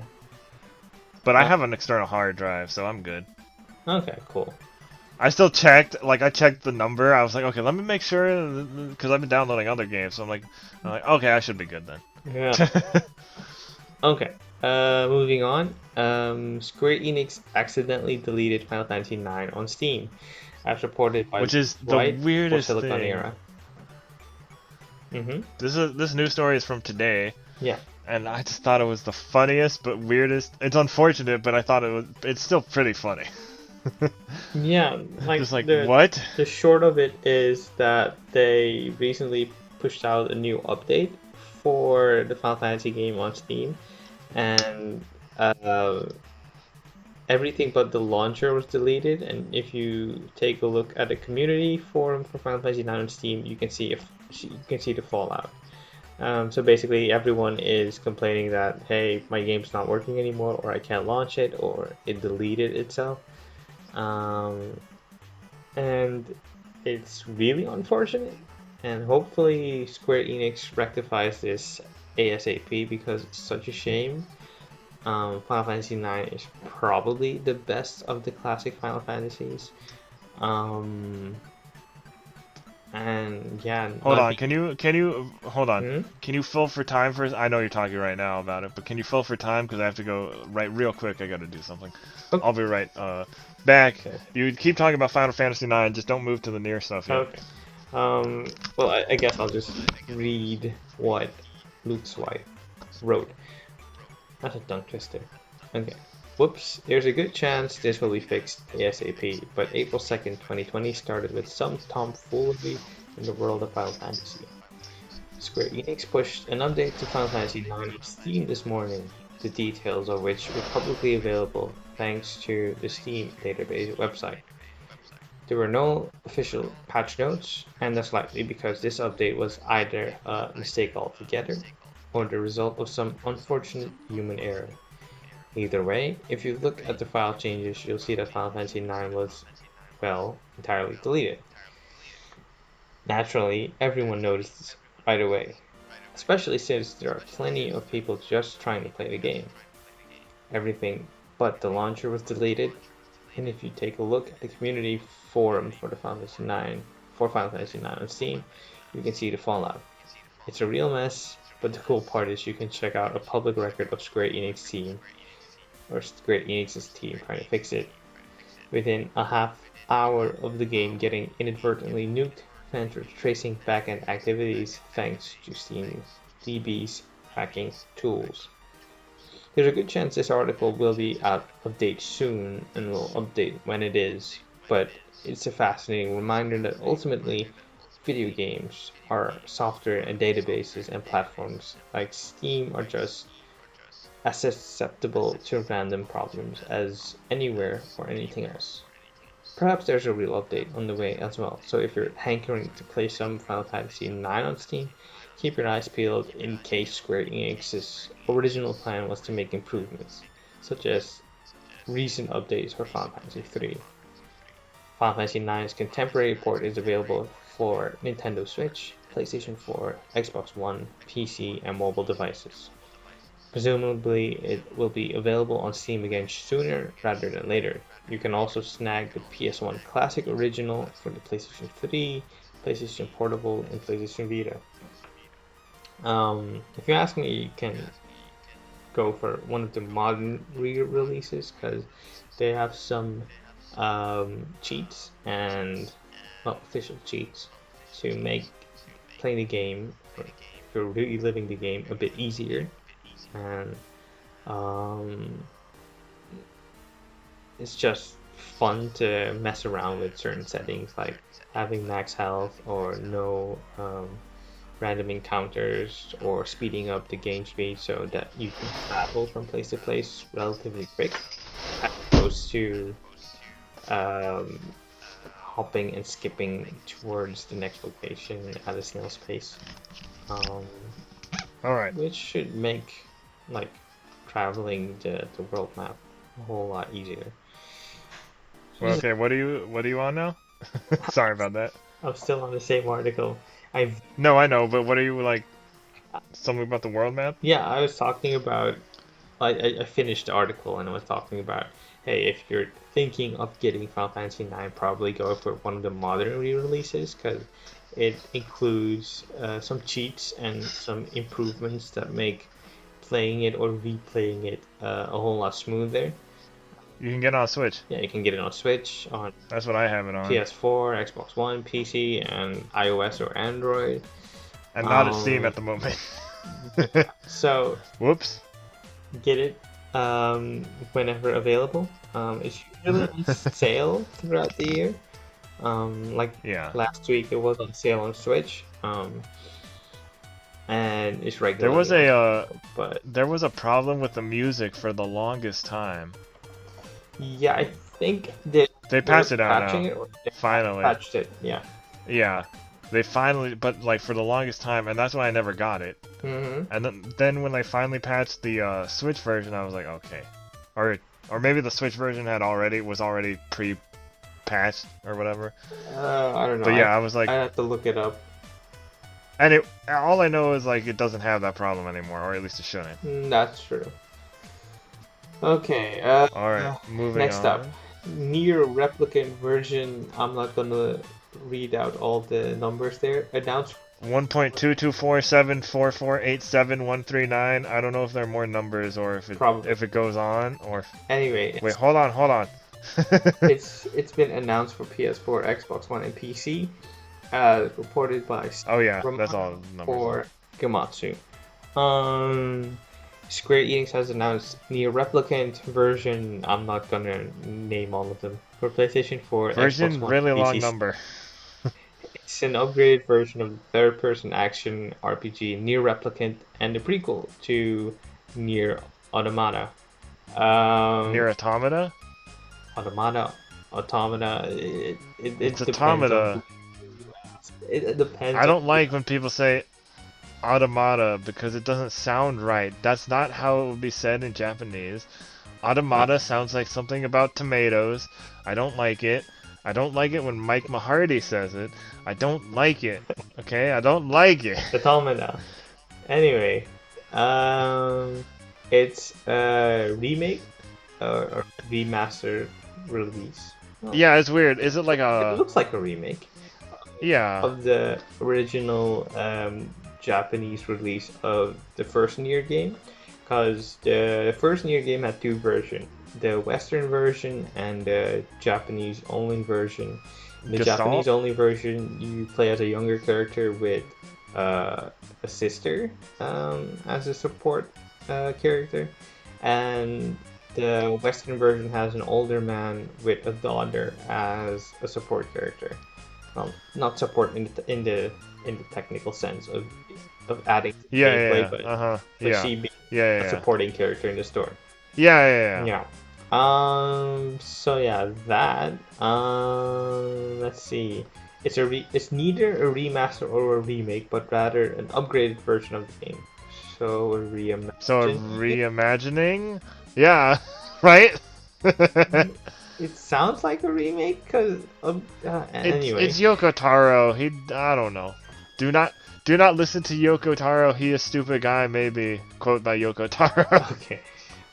Development is being handled by Toy Logic and Platinum Games Takahashi Taura, who Hmm. was a senior game designer on Nier Automata. No, Automata. get out, get out. uh, and they're also cooperating on the development. It's fully voiced, with all voiceovers re-recorded. The release date is still undecided, but Square Enix hopes to release it during the 10th anniversary. Various new elements have been added, so Nier Replicant, blah blah blah blah blah, will feel fresh even if you've already played Nier Replicant. New characters will appear. There may be a new ending? Question mark or endings? Producer Yosuke Saito said, "Even I don't know," and that's always reassuring when the producer's like, "Eh, I don't know, maybe not." So Don't ask me. I don't know if he was playing coy or if he genuinely does not know whether or not uh, it has multiple endings. I mean, Who going knows? by Automata, um, it might be the likeliest case. But Near a being tomato. Yokotaro, it might also be, you know what, I'm gonna screw with all of you. There's just one ending.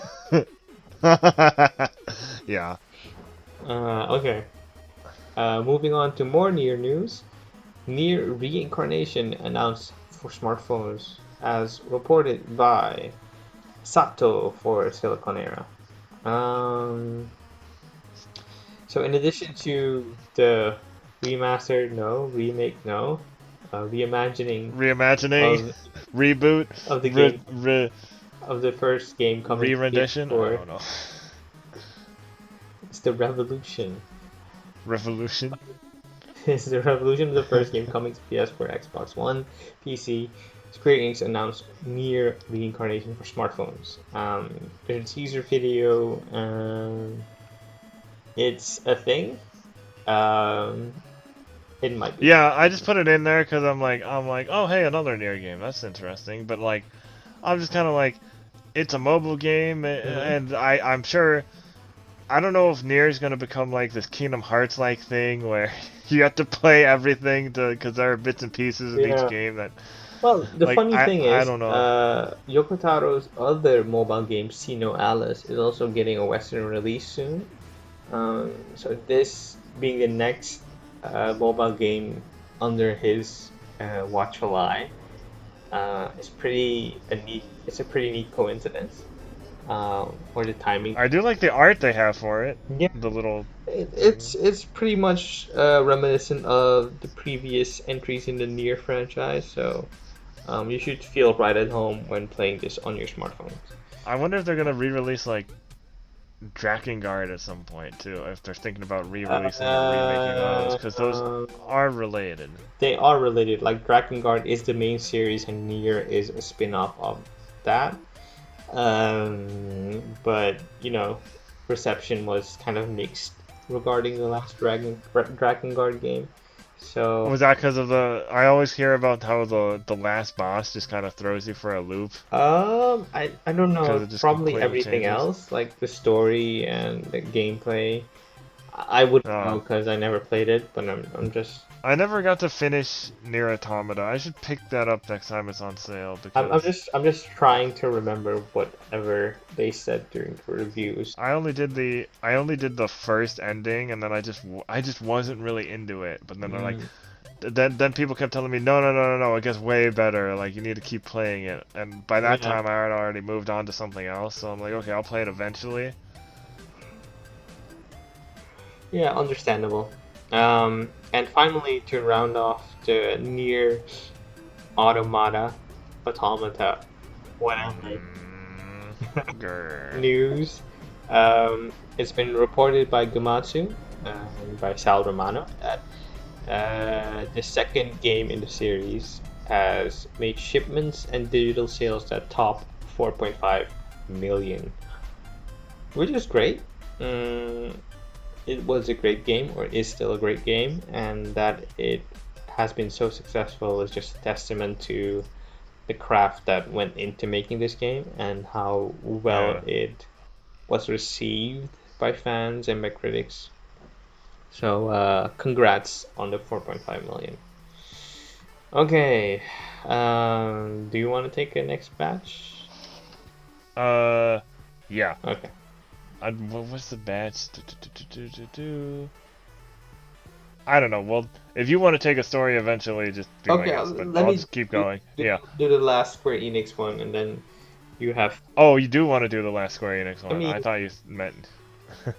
Okay. I'll do it. No. If you don't want to, I'll do it. Okay. Square Enix will kidding. give away custom trials of Mana, Switch, and PS4 systems, as reported by Jenny Lada for Silicon Era. And yeah, there are themed Switches and PS4s on the way. Or they're going to do a giveaway for these consoles. Check Twitter, check local channels, or official channels, I should say, for the details. And they're looking nifty. Like, it's kind of fun. It's whatever. I'm kind of surprised they're doing like actual custom systems for these games. Or for this game. They've been making a concerted effort to push the Mana series in the West. And they're probably looking to make it just as big as any of the other franchises within Square Enix's stable. So yeah,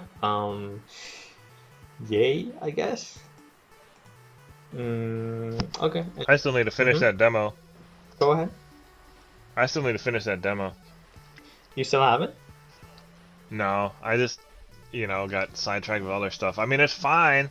I'm not sure how much I like it yet, but it's kind of the kind of thing where it's like, I don't know if I'm gonna get this at release or if I'm gonna wait on it. Yeah. My reaction was pretty much, it's okay, it's fine. Yeah, it kind of feels like comfort food. Yeah, but it's reminding me of Dragon Quest XI, and then I'm immediately reminded that Dragon Quest XI is something I'd rather be playing at the moment.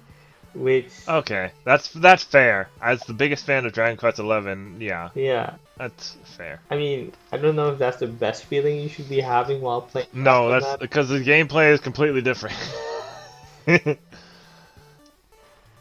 mean, it's such an easy game.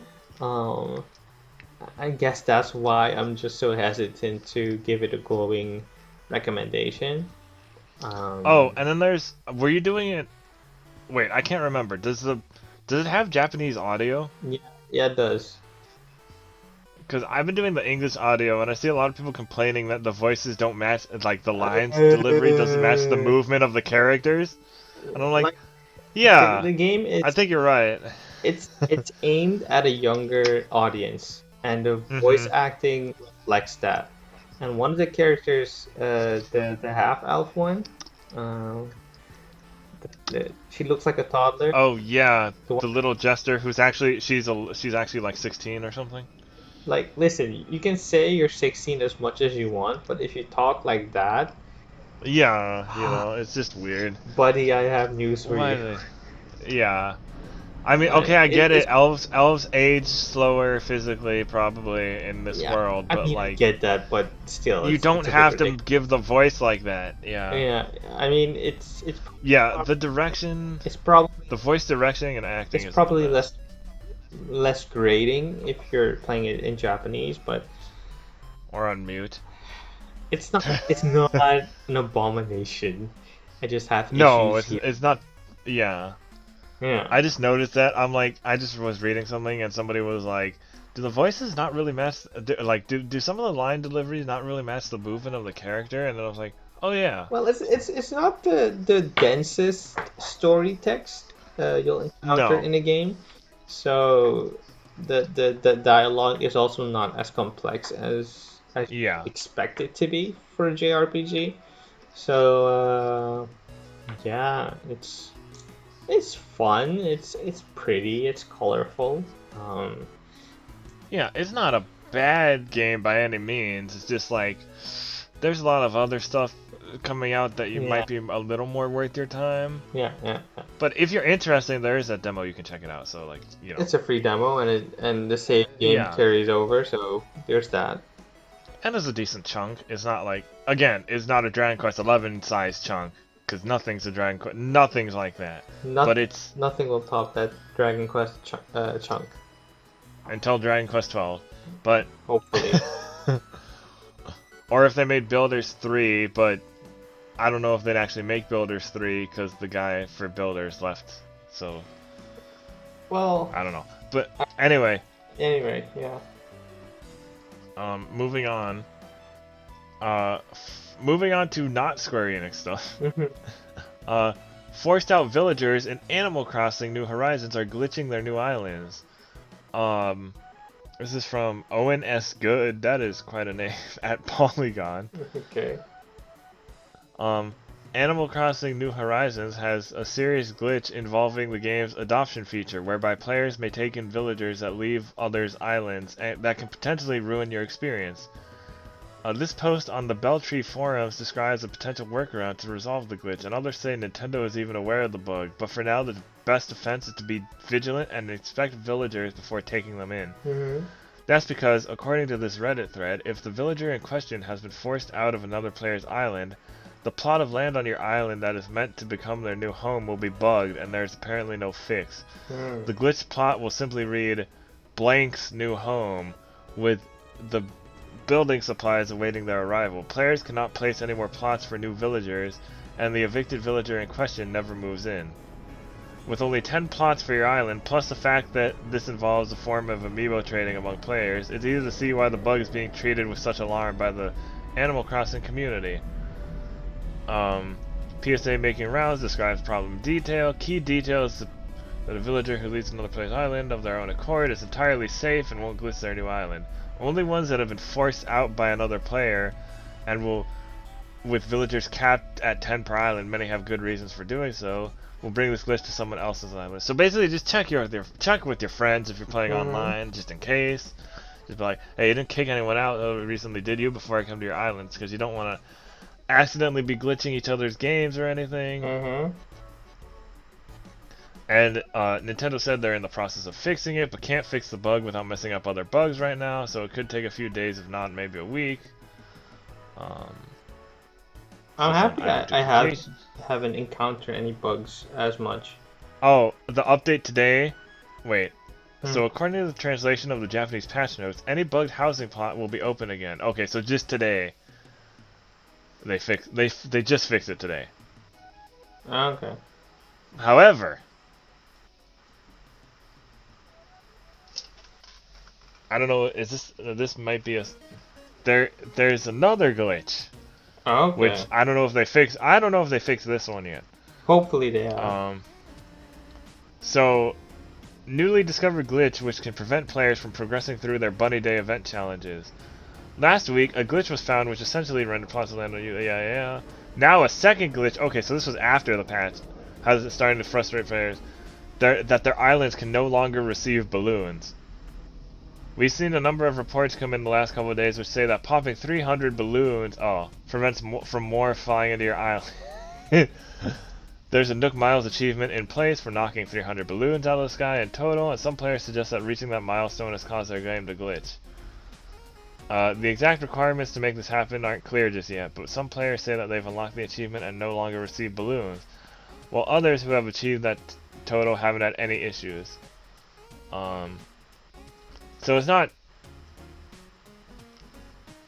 but it's a major. Oh yeah, usually not being able to pop balloons for a while wouldn't be too much of an issue, but as long as Nintendo can work on another patch soon. But popping balloons is a major part of the current Bunny Day event. Hmm. If players have already reached this 300 milestone and can no longer pop balloons on their island, they won't be able to complete all of Zipper's in-game tasks. So they'll definitely patch it by the actual Bunny Day, Okay. Yeah, they're which is in probably like just a week and a half or looking so. at all the statistics day by day and seeing what the people are saying Yeah, online and make changes accordingly. yeah.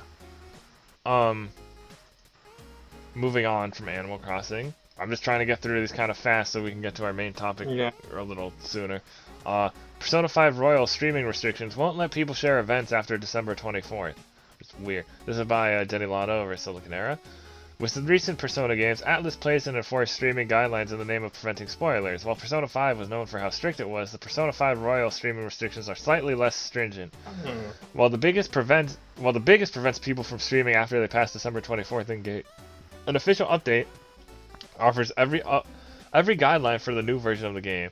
First, someone can press the PlayStation 4 share button to immediately begin Persona 5 Royal streaming on either Twitch or YouTube. However, after you hit December 24th in-game, it cuts off and you can't stream or take screenshots. This basically means people can't share elements from the new third semester added for the game. In addition, a list of 4 other Persona 5 Royal streaming restrictions were provided to give people who are planning to play and share advice about what they can and can't do. Here's the exact list from Atlus FAQs. Please appropriately mark spoilers if sharing story content. Include copyright logos, Atlus and Sega. Stick to normal streaming guidelines such as do not slander the game or other players. Please do not make BGM videos. It seems like these sort of guidelines are here to stay. After all, Atlus revealed that Persona 5 Scramble streaming rules back in February 18th. Okay, so they're still being kind of weird about, but I understand with like story sport. It's like the other side of the coin with the Square Enix stuff, with the Final Fantasy VII. Whereas Square Enix is just like, please don't spoil this stuff. Atlus is like, hey, you can't spoil this. You literally can't spoil this. Yeah, they're pretty precious about spoiling your stuff. And, It was. I I mean, feel like with it's a good measure for yeah, protecting people who haven't played it or have yet to yeah. hit that particular part of the story.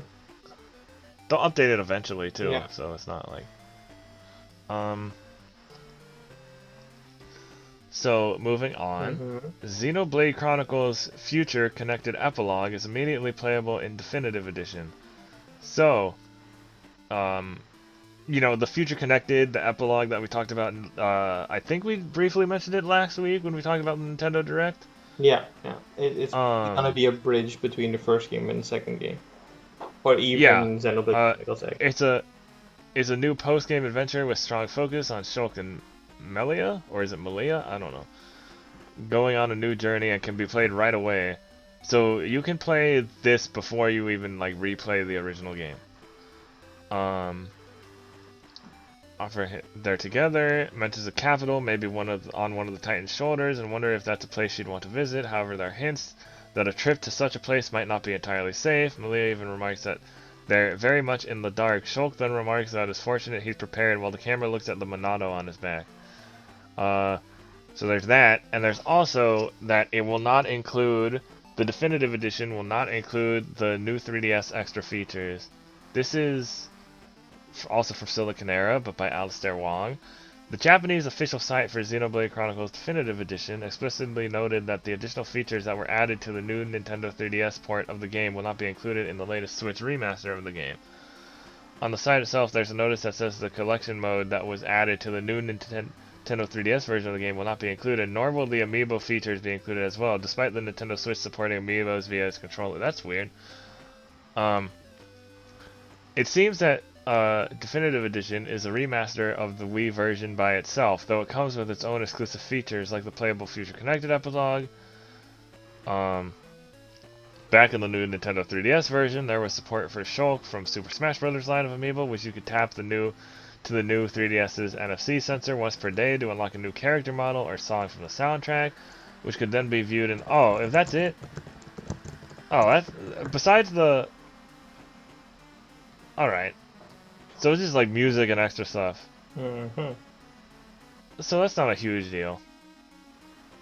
Were you looking forward to the extra stuff, or have you played the extra stuff on the 3DS version? No. I thought it was extra stuff. I thought there was like extra stuff that was like more. That was just like, you know, more content or something. Yeah. I mean, content like in game, like quest stuff or something, or weapons or like stat or items or whatever.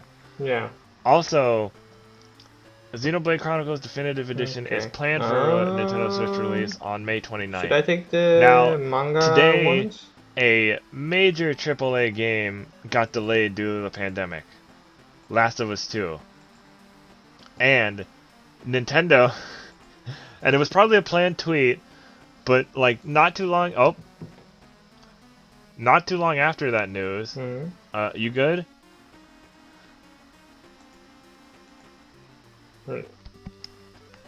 Yeah, so not too long after that news, Nintendo tweeted, "Oh, remember Xenoblade Chronicles Definitive Edition is coming out May 29th," and like the replies were like, "Man, that's cold-blooded, Nintendo." Like, no, it was probably a planned tweet. Yeah. Fine. But also, don't be too surprised if Xenoblade Chronicles gets a delay too. I hope not. I mean, maybe. But it's possible. I know it's different because it's a different. It's a completely different system, it's a completely different console. Two, I don't know if like, you know, one's being developed primarily in the U.S. and one's being developed primarily in Japan, so that's also like there are different factors that could affect it. That we have to see the situation. Yeah. And Nintendo seems pretty sure of themselves. I feel like Nintendo is probably way ahead with the development of this game than anything else, and it looks pretty much like a one-to-one remake, but with higher fidelity assets. Yeah. So I'm guessing that's also. And it should be, and it's their next big title, right? Yeah, like it's not like it's super easy to do this, but it's probably time-wise a lot less than what anything else that has been delayed has been on there. Yeah. So let's hope it makes its release date, because I do plan on playing it, and I'm actually kind of relieved that Last of Us 2 has been delayed. Yeah, it's sad, but I'm a fan of both, so. Yeah, I'm also pretty psyched to play it. I've played Xenoblade Chronicles 2. I'm not the biggest fan of that game. It's not horrible per se, but so many things rubbed me the wrong way, and I'm eager to see if Part 1 fixes that feeling for me. Yeah, I played a very small portion of the first one on Wii, and I was like, this is cool, but just it looked awful. Graphically, it looked so bad. Well, bad or old? S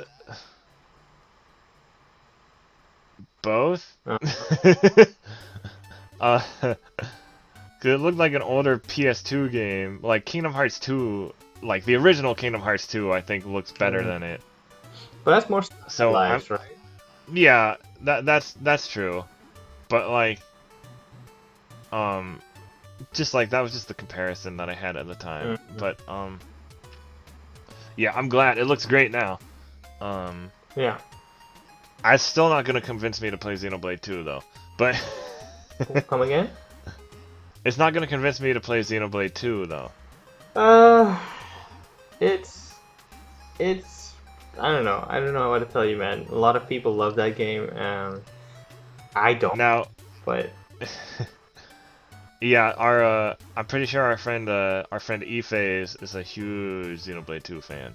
yeah, he's written a couple of articles on it. Yeah. Um, but I will play if they do the same thing for Xenoblade Chronicles X, I will play that. All right, moving on from Xenoblade. Viz brings Super Mario Manga Mania stateside in late 2020. So, since 1991, Japanese kids manga magazine Courtar Comic has been publishing manga based on the world of Super Mario Bros. Written and illustrated by Yukio Sawada, Super Mario-kun has adapted various Super Mario games and told original stories with a goofy vibe. Over 50 volumes have been released, many of them even localized for France and Spain, but until today there hasn't been an official English release. On Twitter, Japanese media publisher Viz Media announced Super Mario Bros. Manga Mania, a compilation volume, will come to North American retailers in late 2020. What about a digital release? This volume was originally released in Japan in 2016, presumably to tie in with the 30th anniversary shenanigans for Super Mario. We missed out, but now that it seems like Mario's 35th birthday is also going to be a big deal, more on that later, the time has finally come for Super Mario-kun in English. We aren't getting a full chronological release yet, but his selection of stories was handpicked by Sawada as a sort of best-of compilation book. It's already available for pre-order and only costs $9.99. That's the price of a standard manga volume in most cases. On Amazon, the release date is listed as December 8th, 2020, but Viz's tweet only confirms late 2020. Okay. So look forward to that. I might read that. Are you a big manga reader? I need to read more. I'm trying to read more, Mm. just because manga is just becoming a lot more easily available. Like the Shonen Jump app is like what, $2 a month, and then like Well, yeah, there's that other ways. there's There's library stuff you can do here too. there's also the Manga Plus app that's also free for the first Yeah. 3 chapters and the last Right. 6 chapters. That's what if the manga only has 6 chapters? Well, yeah, that there's that, but there's more to keep people who are up to date fed with direct information regarding the series, and Yeah. those who are willing to try it out have 3 issues to Yeah. test the waters with. Because right now, the only manga I read is One Piece. Mm-hmm. I used to read Naruto. Don't really read the Boruto manga or the Dragon Ball Super manga, but I should. Mm-hmm. I fell off of Blue Exorcist, but that's because it was monthly, and it's kind of harder to. It's a little harder to keep track of monthly releases like that. Yeah.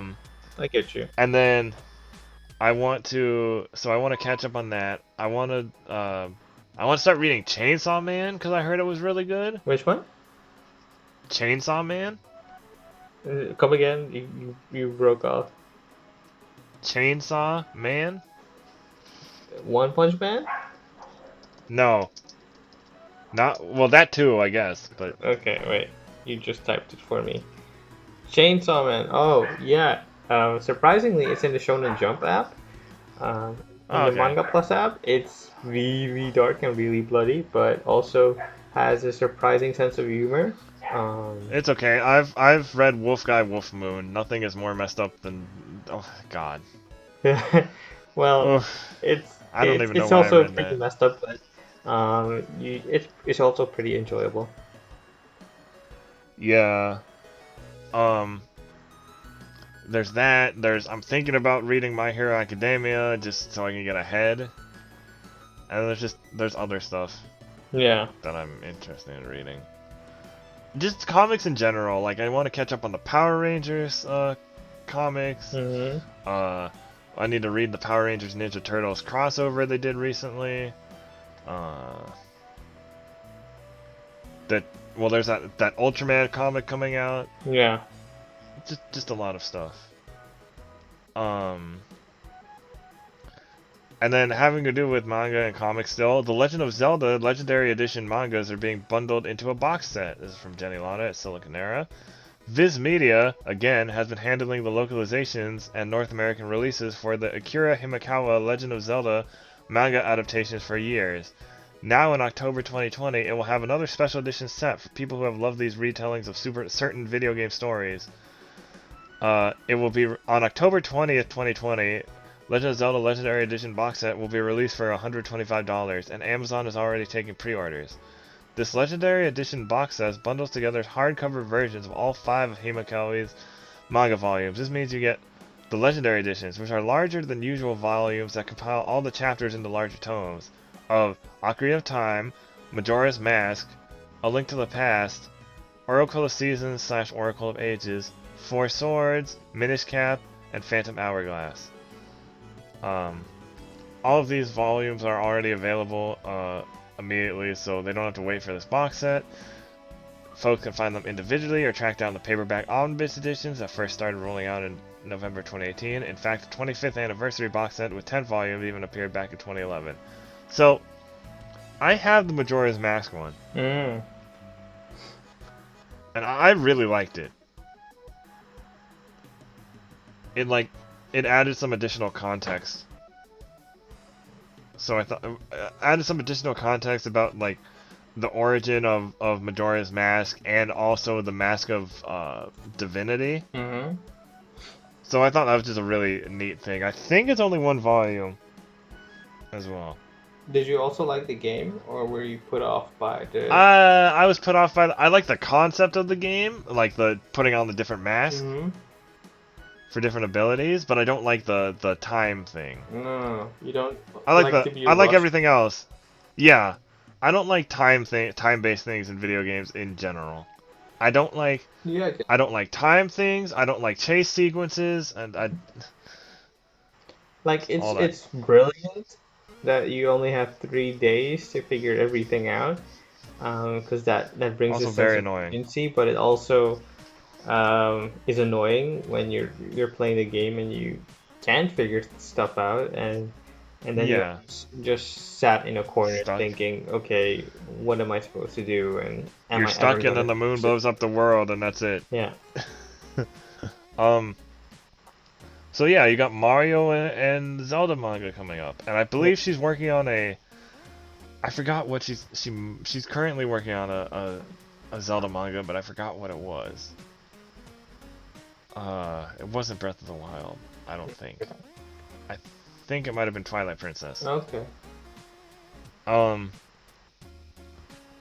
So next story by Sato at Siliconera. Platinum Games reveals final Platinum 4 announcement as an April Fool's collaboration with Hamster. They recently announced April 4th, 20.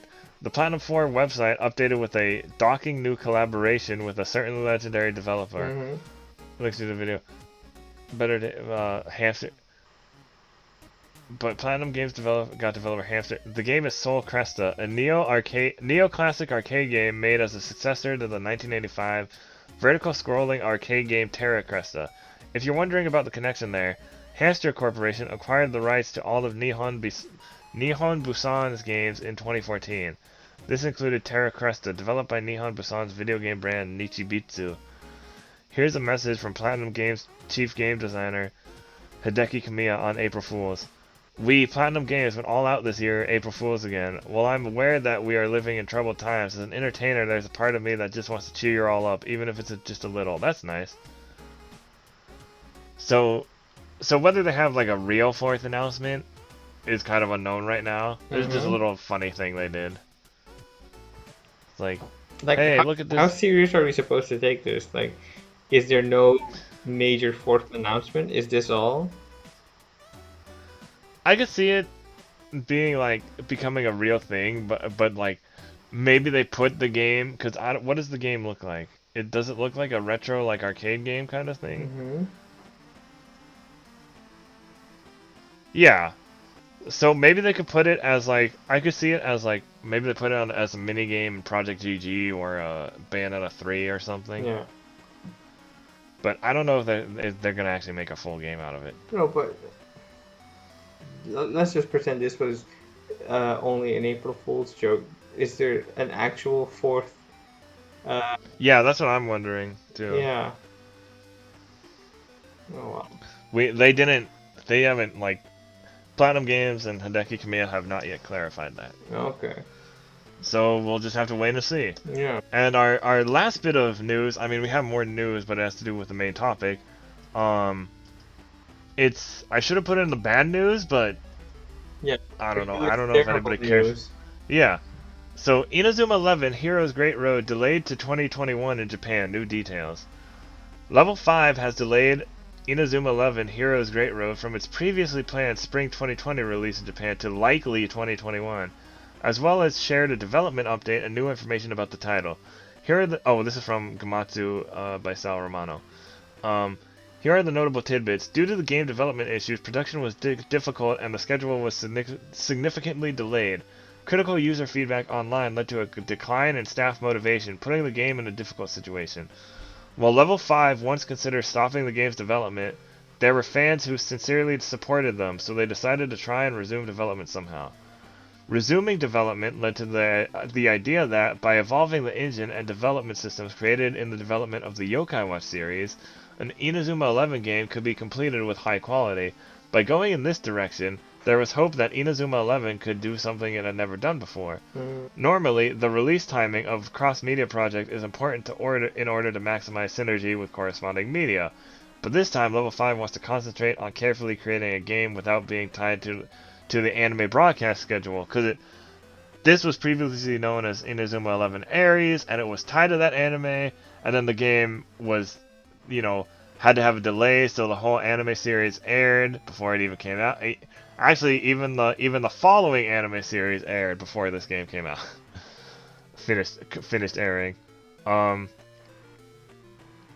And then it'll take more time, but Level 5 wants to make Inazuma 11 Heroes Great Road a combination of Inazuma 11 with a high level of freedom. Unmei Sasami is the new protagonist in the game. He loves soccer, but is unable to play due to a certain trauma he experienced, so he decides to play a role in supporting talented soccer players. Until now, it was common to follow the story of the anime written by Hino in the games, but in order to bounce back from development hardships, this time Level 5 is trying a new strategy. Rather than show a single story, the player will instead diverge with each character's side of the story, so it's actually a completely original story just for the game. The story will depict the united front of three protagonists: Mamoru Endo, who is actually the protagonist of the first Inazuma 11 series, Tenma Matsukaze, which I believe is from the Inazuma 11 Go series, and Atsuto Inamori, who is, I think, from Inazuma 11 Aries, without any time slips. Though United Front may not be an entirely accurate term, it's up to the player to become friends or rivals in order to have these three characters exist on the same time axis. Oh yeah, because there's a whole separate timeline, because there's this one time the first timeline, and they eventually go and play soccer against aliens, and then there's another timeline where they never fought aliens, which is, I think, it's the Ares timeline. It's a whole thing. The game will focus on depth rather than volume, and thoughtfully depict the characters and situations that appear in the first Football Frontier. While it ultimately depend on the player, depending on how you play, you can come to have a deeper understanding of all the characters. Rather than constructing a single long main story, Level 5 is emphasizing level of freedom. While verifying that the system of the original Inazuma 11 for DS, where you drew lines on the screen to indicate where the players run, cannot be done again, development on Heroes Great Road will proceed with the intention of being a completely new title with a new feel content-wise. Yeah, so they're basically almost completely rebooting. Yeah. It's sad, but like they've had so much development trouble with this, and also I noted because I reported on this earlier, at least on the initial delay, not all the story tidbits. The pandemic was not cited as a development issue, so this was an issue like before the pandemic got so bad. So how are you feeling about it? It's Like, it's sad. Level 5 is. I need to update my level 5 article now. yeah. Level 5 has been in weird shape the past couple of years. But what do you think? Is there a good chance it'll release next year, or should they just outright I hope cancel? since they don't want to cancel it and they're redoing it, I think they should. You know, if they think redoing it will work out, yeah, I think they should finally release it. Yeah. When they can. It's kind of good that they're delaying it. They're kind of delaying it at the best time, though. To be honest, because well, due to the outbreak, it might be better to delay it further. Because it may have been delayed anyway. Yeah. And they said likely 2021. Yeah. Like they hoped to get it because it was originally supposed to be in like come out in like 2018, and then 2019, and then 2020, and now 2021. Hopefully. So it's just level 5 is just they're not the company they used to be, unfortunately. Yeah. And who knows why? Who knows if it's a management thing or what? We haven't had any news about Captain Tsubasa being delayed yet though. So well that didn't get a release date yet, but you know, so we maybe still have that. Yeah, fingers crossed. You know. Also, Inazuma 11 the first game is available in the US on the Nintendo 3DS eShop. And then in Europe, Inazuma 11 3 and all of the Inazuma 11 Go series are also available on the 3DS eShop. Anyways, time to move on to the main topic. Main topic. I don't have a thing. That's a kind of funny response. Oh. Our topic today is video game rumors because some of the biggest news stories from the start of this week, man, it's been a packed week for news. Yeah. I mean, it's not even Friday yet. There's no traditional and we're just covering press conferences or like E3 oh, that's right. or other conventions, but people are still managing to get their news out there one way or another. Yeah. So a big, like at the start of the week, the biggest news story was the rumors about a Super Mario 35th anniversary like blowout. Like there were apparently E3 plans for a huge Mario themed booth. There are rumors about like basically Super Mario All-Stars 2 for 3D Mario games, which would include 64, Sunshine, Galaxy, and Galaxy 2, and then 3D World with its own separate deluxe style release, and a new Paper Mario game which is closer to the Nintendo 64 and GameCube games. And it could mean even more Mario games too. So we don't know if nobody knows. These rumors have not yet been confirmed, but there are a lot of rumblings about it. And Nintendo and it being Mario's. Nintendo doesn't confirm rumors or speculation. No, they don't. So there's a lot of people who are just kind of like, you know, it's all speculation right now, especially with the current pandemic situation. So I'd say around E3 time we might know for sure if this was planned, or we might not because of the pandemic, depending on how everything plays out. Or maybe in the next direct, because this was a mini direct. Maybe the True. super size. They might do if they do a Mario direct, that's kind of your hint. Yeah. But when we'll get that is anyone's guess. And people were also quick to point out that next year is The Legend of Zelda's 35th anniversary year. So listen. Hey, listen. I need yes. Hey, listen. Okay. I need a remake of Oracle of Seasons / Oracle of Ages, okay? I mean, it's likely to happen. Link's Awakening is all well and good, but I'm not that big of a fan of that Like one. maybe, Oracle of Seasons is my maybe jam. a Legend of Zelda 2D collection or a 3D collection. Who knows? Or just an Oracle of Seasons, yeah. I also want Wind Waker HD on Switch so bad because that's my favorite Zelda game. That's actually one of my favorite games ever. Okay.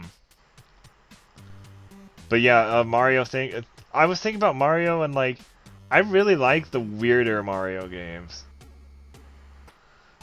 So like, Mario 2, and the Super Mario Land games, like specifically come to mind. Like something about them being like less conventional than the other Mario games, it just like really pulls me towards like, you know, I don't know, something about them. And then Odyssey, Super Mario Odyssey was the first 3D Mario game I played that I actually enjoyed. I tried 64. I didn't really like it. You've never played 64? No, I tried it. Oh. I didn't really like it. And then I never tried Galaxy. Sunshine and Galaxy never looked all that appealing to me for whatever reason. Galaxy is my favorite. Yeah, so if they do that, maybe I'll give Galaxy a chance. Because I really liked Odyssey. I also liked Odyssey. You did? I really liked it. Like, it's probably the only Mario game I actually completed, because I don't play that many Mario games, and it's also pretty easy. Most of them are pretty easy, but the 3D Mario games seem a bit trickier than the 2D ones, though, from what I've seen. Because I've played a handful of 2D ones. Yeah, and I grew up with Mario. I used to own Super Mario World on the SNES. Oh yeah, that's a good one. Though I never was as good as my brother or even my mother playing that game. So, man, the later levels in that are pretty hard. Yeah, they're tricky, man. That is true. We were all pretty stoked when my mom managed to find a warp pipe and get to the last level, and we're just sitting there thinking, how, why, what? Oh yeah, with the secrets and stuff. Yeah. Yeah. But as for the rumors, I'm hoping Mario RPG is gonna get some time in the spotlight again. Yeah, Super Mario RPG deserves a re-release so bad. I played that on Wii actually. It was really good. Like during like a summer between college semesters. Yeah. It's really good. I think it's my favorite out of the Mario, Paper Mario, Mario, Luigi, all that. Yeah, and a return to form for the Paper Mario series is also in order. Yeah, and then also rest in peace to Alpha Dream. Yeah. Well, let's hope Nintendo snatched them up while they were looking forward. Yeah, let's hope so. Yeah. But yeah, any other Mario games like Mario Strikers or Mario Golf? Yeah, Mario Strikers. I want that to be re-released also, because that is basically just Captain Tsubasa with Mario characters. Well, I'd really like Nintendo to open up those kind of games to all Nintendo characters, so that you don't just have Smash fighting. I would love seeing Link playing soccer. Yeah. In a soccer outfit. That would be actually really cool. That'd be really cool. And and Captain Falcon. So many of these games have like such an expansive cast. You could have like sports teams filled with fan favorites from certain series. Like let's say Ganon is the goalie. For a Zelda team, etc. Yeah, because like Mario Kart 8 has been a pretty good start with that. Because Mario Kart 8 has Link and Isabella. Isabelle and does it have Zelda? It doesn't have Zelda, right? Yeah, Squid Kid, Inkling, I think is what they call it. Stuff like that. So like that, you could tell they're thinking about it. They're experimenting with it a little Yeah, bit. I mean, if Um, if you have so much room to play with, why not use it? yeah. And some people have like kind of theorized that the next Mario Kart might be Nintendo Kart. Mm-hmm. Because at that point, like you already introduced other characters from other Nintendo franchises. Sure, the Mario Kart name, it could still keep the Mario Kart name, maybe, just because of the brand recognition. But like Nintendo Kart is close enough. People are gonna know. People aren't gonna think like, oh, Nintendo made another kart racer that isn't Mario Kart. Is gonna be like nobody's gonna say that. It's not freaking. What's the one? Nicktoons Racing? Mm-hmm. The recent one that came out, or Garfield Kart. Oh gosh. That's often on sale on Steam for about Yeah. $1. Lord have mercy. I'll 1v1 you in Garfield Kart, bro. Yeah. um. Anyways, yeah. So let's hope these rumors. Hopefully these rumors are true. That would be great. Um. I have some other rumors to talk about though. Mm-hmm. Another rumor is that Studio M2 working on Capcom 2021 remake projects headed by former Platinum Games CEO. So more Capcom remake projects might be in the works for 2021 and beyond if rumor and errant Twitter posts are to be believed. The web of rumors begins with noteworthy Twitter source Nebellion retweeting a declaration of confirmed news by VGC in regards to Studio M2, the Capcom-backed studio that worked on Resident Evil 3, reimagining coming out later this week. Nebel followed up the tweet by also sharing the tweets of yet another known video game industry leak source, Dustgolem1, also known as Aesthetic Gamer, 2021 Resident Evil project, and yet another Capcom remake. Yeah. So I'm wondering, sure, Resident Evil, maybe it's a remake of Code Veronica, maybe it's a remake of 4, but what I'm curious about is whatever the other one is, because it's not specified. Mm-hmm. So it's anybody's guess. Like, look, I'm not saying it's a remake of God Hand, but I'm saying it should be a remake of God Hand. Like, I don't even know how to wrap my head around this. Like, a major remake coming in and all the possibilities that are out there. Yeah, there are too many Capcom. Yeah, Capcom has too many things at this point. Yeah, like, I don't know, let's say Mega Man Legends or Oh my god, don't even tease me with it. I haven't even played Mega Man Legends and I want that game. oh, it's such a good time. I really adore that game. It never even got a re-release, right? No, you only had it on the PS1 and Nintendo 64. Yeah, so You did it at have least deserves you did that. have a sequel and a spin-off game. Yeah, and 3 was canceled. Yeah. I don't know, man. I can't. What could they be making? Like, Platinum Games make me think. I mean, I know he's not. I know he's former Platinum Games, but it makes me think it'll be a more action-oriented title. And I don't mean action like, oh, Resident Evil 5 or 6 or 4 or whatever. I mean action-oriented like God's Hand or like more physical combat stylish action type of thing. Mm-hmm. Which, of course, that's just speculation based on Yeah. the studio that the guy used to be at, so it's like a total thing. Yeah. We have absolutely no idea what's coming up. We just like this book. Yeah. I do hope they re-release God Hand someday, or remake it, or do something with it, because that's underappreciated.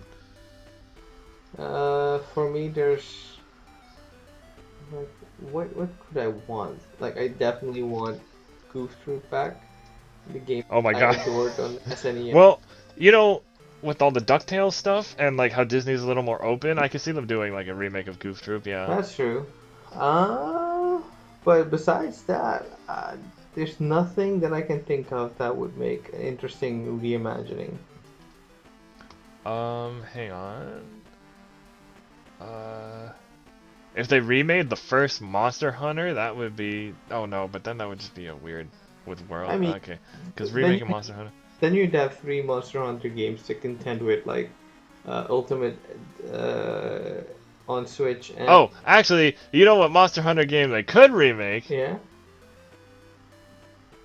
Monster Hunter Story. I mean, yeah, that's definitely a possibility. I don't think they're doing that. There's I also do. just had it on the tip of my tongue. It's not Lost Planet. Oh, yeah, Lost Planet. No, there's one more. There was also if DS or 3DS spin-off for that game with colorful characters. And It's a Lost Planet spin-off? yeah, check it out or look it up. You'll be surprised. It's just EX Troopers? yeah, it was EX Troopers. Um, I forgot about it. I'm probably just gonna come up with an answer if I just leave myself. Exhilarating manga-esque action. Yeah, that's the stuff. Nintendo 3DS. I need to look this up because this sounds cool. Yeah, it's really cool. I don't think it got a Um, wide Western release, probably only in Europe.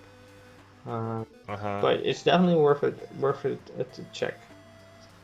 I played like the demo of like Lost Planet 2, Mm-hmm. and I thought that was pretty cool. It just took a long time to take down a giant monster, but I like how it was huge. Mm. What if they Ooh, Darkstalkers wouldn't be a bad idea.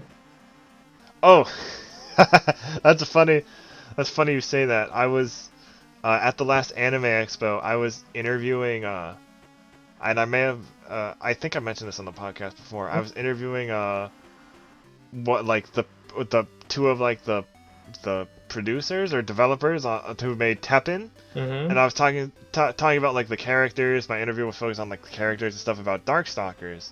So like about stuff about like a return of Darkstalkers or something like that. Mm-hmm. Yeah, that'd be crazy. Yeah. Or Breath of Fire remake. Oh, definitely. Or Capcom versus SNK 3. I mean, Or I would be new against Capcom versus SNK. Chippendale Rescue Rangers. it. Yeah, I don't know, man. It could be anything. It's a remake, so Dino Crisis. How did we not say Dino Crisis? Of course it's Dino Crisis. Yeah, that would be the best choice, probably. But they shot that down, remember? Yeah, that is true. But That was canceled. Allegedly by the same leaker. Or not leaker, by the same source. there's nothing else that we can think of.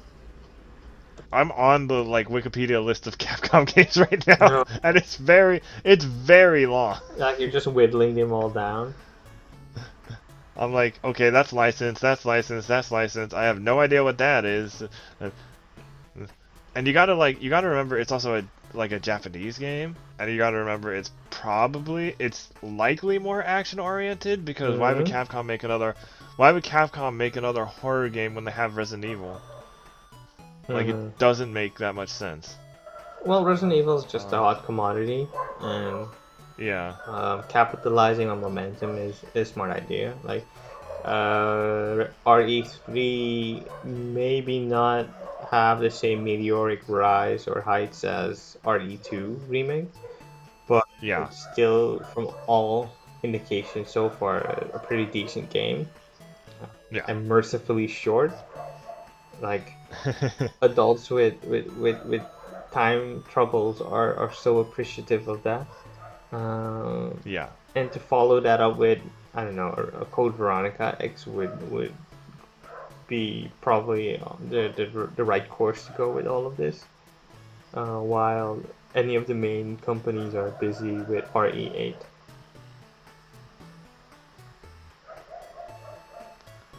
And then for another thing on rumors, we have another recent story on rumors. Just because we can't speculate about Capcom, we'd have to make a whole thing. Maybe we can make like a Capcom edition and a thing for different developers, because it's just... I guess so. Who knows? We have all the time in the world. Xbox boss Phil Spencer drops the axe on Scalebound revival rumors. This is from Giuseppe Nova over at Twinfinite. Every once in a while, rumors and wishful thinking for the revival of Platinum Games' canceled project Scalebound surface on the internet. Xbox division head Phil Spencer talked about it during an interview on IGN. Spencer mentioned that he has a ton of respect for Platinum Games and Hideki Kamiya. Mm-hmm. He feels no ill will about Scalebound's cancellation, and Microsoft still talks to the studio. Well, yeah. How do you think they got Nier Automata on Game Pass? Yeah. Unfortunately, what they tried to do didn't work, and he regrets being so public about the game before a real and believable plan was in place. Scalebound simply didn't get there, and this goes across both Microsoft's own team and Platinum. He also added that Microsoft loved some of the ideas that developers were trying to achieve and wanted to be able to ship a great game. That being said, no work is being done on it. We're not working on it. I'm not at Platinum today, but I'm almost positive they're not working on it. Of course, that doesn't necessarily mean Hideki Kamiya could be working on the original concept for Scalebound and have it under a completely different name. Because it's completely different from the gameplay we saw. Well, besides having a dragon. Well, Hideki Kamiya has admitted as much as saying, like, you know what, it'd be cool if we could just get the IP back and start with something, be it something a whole new rendition or carrying on from where they stopped. Yeah. It's something we've all moved past, and it's not a moment that I see as a high point for me in my role, having to cancel a game that we've talked about for years. But yeah, for the people out there that are kind of thinking that maybe there's some things that's still in the works, there is not. So unfortunately, there's not, as far as we know. There is, and we have another. So moving on, we do have another article that I found. It's from IGN. It was which of 2019's biggest rumors ended up being true. Microsoft and Sony's next-gen consoles. Confirmed. Nintendo working on an updated Switch. Partially confirmed. Which we actually have a question for that from our buddies over at the Lamer Gamers podcast. What do we think about the Nintendo Switch Pro rumors? Well, will we ever see this? I mean, so we have the upgraded Switch now, right? Like the slightly better one. So I think you know, a Nintendo Switch Pro or a new Nintendo Switch or whatever, we'll see it somewhere down the line, I think. Yeah, it's probably en route next year. Yeah. Because the president of Nintendo, I think his name is Furukawa, said no new hardware revisions are incoming this year. So yeah, I don't think you should be holding your breath for a Pro model. Would I like a Pro model? There's not much I can complain about with my current Switch. My Switch. That's literally my only problem. Yeah. And the Joy-Con. Besides Yu-Gi-Oh. Yeah. But that's the game. That's an issue with the game itself. That's not the system. Yeah, I mean, I'm not missing HDR or 4K resolution on my Switch. No, it looks, especially because when you're playing, a lot of games on Switch are stylized. And like, you know, on Switch you're either playing indie games or JRPGs and stuff. You're not usually playing the more realistic title. I mean, even though there are options, like they're there, but most people don't play those types of games on Switch. And I mean, if they can get it somewhere else. Like the bigger Nintendo releases are really pretty looking, like Breath of the Wild and Odyssey and Xenoblade. Yeah.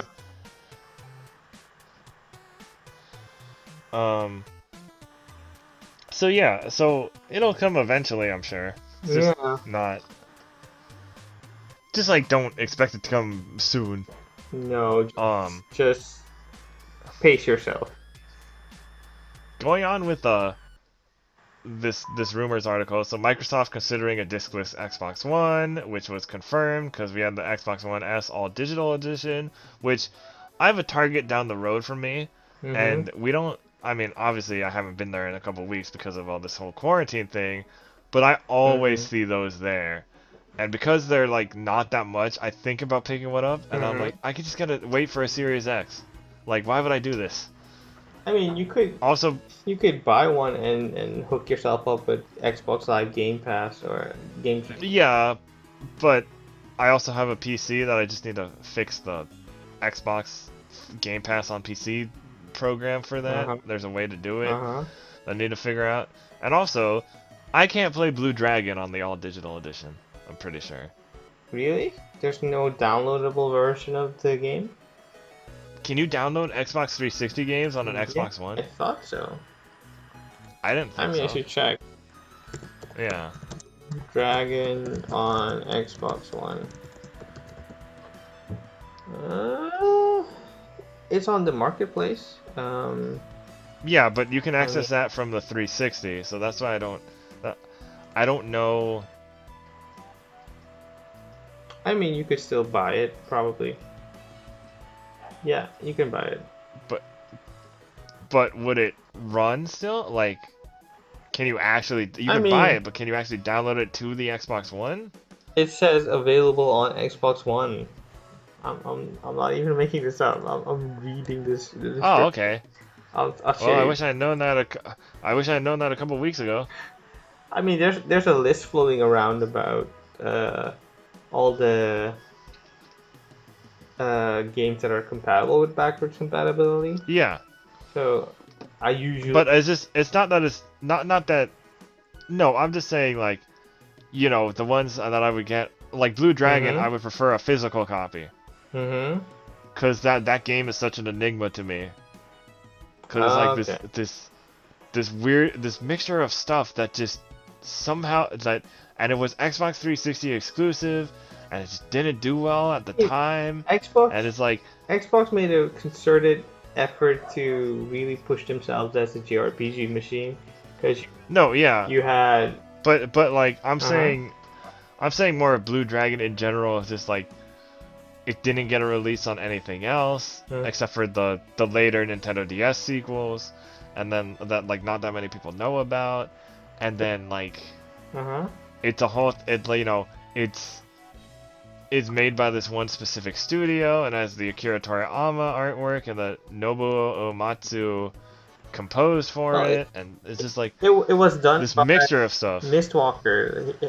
Yeah. That's being led by Hironobu Sakaguchi of Final Fantasy. Yeah, so it was like it's almost like combining Final Fantasy and Dragon Quest with a couple Persona elements because of the whole Shadow thing, and then of course Okage Shadow King, which is a very similar concept that predates it. So it's like this whole thing that's just fascinating to me. I need to write about it at some point, but you know, before I can write about it, I need to actually play it. Mhm. So yeah, so that's why I prefer a physical version. But if I can download it on Xbox One, maybe once this pandemic is in a better spot, maybe I'll pick one up. Okay. But if I can just download it on an Xbox Series X, then I see no reason to get a, you know. So I might have to wait. I mean, if you're going all out for an next gen, sure, you might as well wait and save up for Yeah. the inevitable. But if you're in a pinch and you don't really care about any teraflops, you can just Yeah. buy the cheapest option available if you're not that picky, and go on Yeah. your merry way gaming. Oh yeah. Continuing with the rumors article. Mm-hmm. After that Blue Dragon tangent. Harry Potter RPG is in development. This rumor has not been yet confirmed, but there have been like leaks everywhere. So Yeah, it's probably due for the next gen of consoles. yeah, If it ever will materialize, because it having an internal testing demo or promotional marketing demo still does not indicate that the game is on its way. It might already be cancelled. Who knows? it'd be funny if they made like a whole open world like Harry Potter RPG, but they made it look like the PS1 game. Yeah. Next thing, Rocksteady's mysterious next game. It better be Batman Beyond. I swear to Bob. Well, I mean, the Batman Beyond suit is available in many of the Arkham games, so that's Yes. your you're into the series. As for what they're gonna do next, who knows? There's like the Wrong Rupert and Superman game, but They they said it wasn't Superman. Yeah, they no, deconfirmed that. they've already confirmed that it's not a Superman game. Yeah. Yeah, Um, uh, it's but they did anybody's not. guess. I'm guessing, or I'm thinking it's not related to any of the IPs like Batman or some such. It might be a Yeah. wholly owned, totally new game title. Um, Yeah, because what did Rocksteady do before Batman? I think Rogue Trooper or Rogue Warrior, something like that. Like, because they're kind of known for Batman. Yeah, so them coming out with their own game would be a good thing. Let's see, Rocksteady Studios. They've done Urban Chaos. Yeah, that's the one. I don't even. I don't even know what that. Uh, Oh, okay. I don't even know what that is. So no wonder they're known for Batman. yeah, it was a PS2 game. Yeah, Urban Chaos, then Arkham Asylum, Arkham City, Arkham Knight, and Arkham VR. I just wonder why Rocksteady has never done a Ninja Turtles game. I mean, they could. But The, then. the fight mechanics from the Arkham series are pretty lenient and pretty adaptable for other properties. Like Yeah, it's already like Shadow of Mordor and Spider-Man and Mad Max and Shadow of Mordor. yeah, that's what I said. Yeah, I love Shadow of Mordor, dude. yeah, I enjoyed it quite a bit. Shadow of Mordor and Shadow of War. I really like both. I think there's supposed to be a third one, or like there was planned to be a third one. I mean, I thought there was. It was kind of a cliffhanger ending. I never finished it, but I'm guessing if you have a series that's as profitable as The Lord of the Rings, you wanna see what else you can mine from that source. If I'm not mistaken, the next Lord of the Rings game is already confirmed for next gen. It's the Gollum one, The Gollum one. which that's gonna be weird. I can't wrap my head around what kind of game that would be. A stealth game, maybe? I don't know.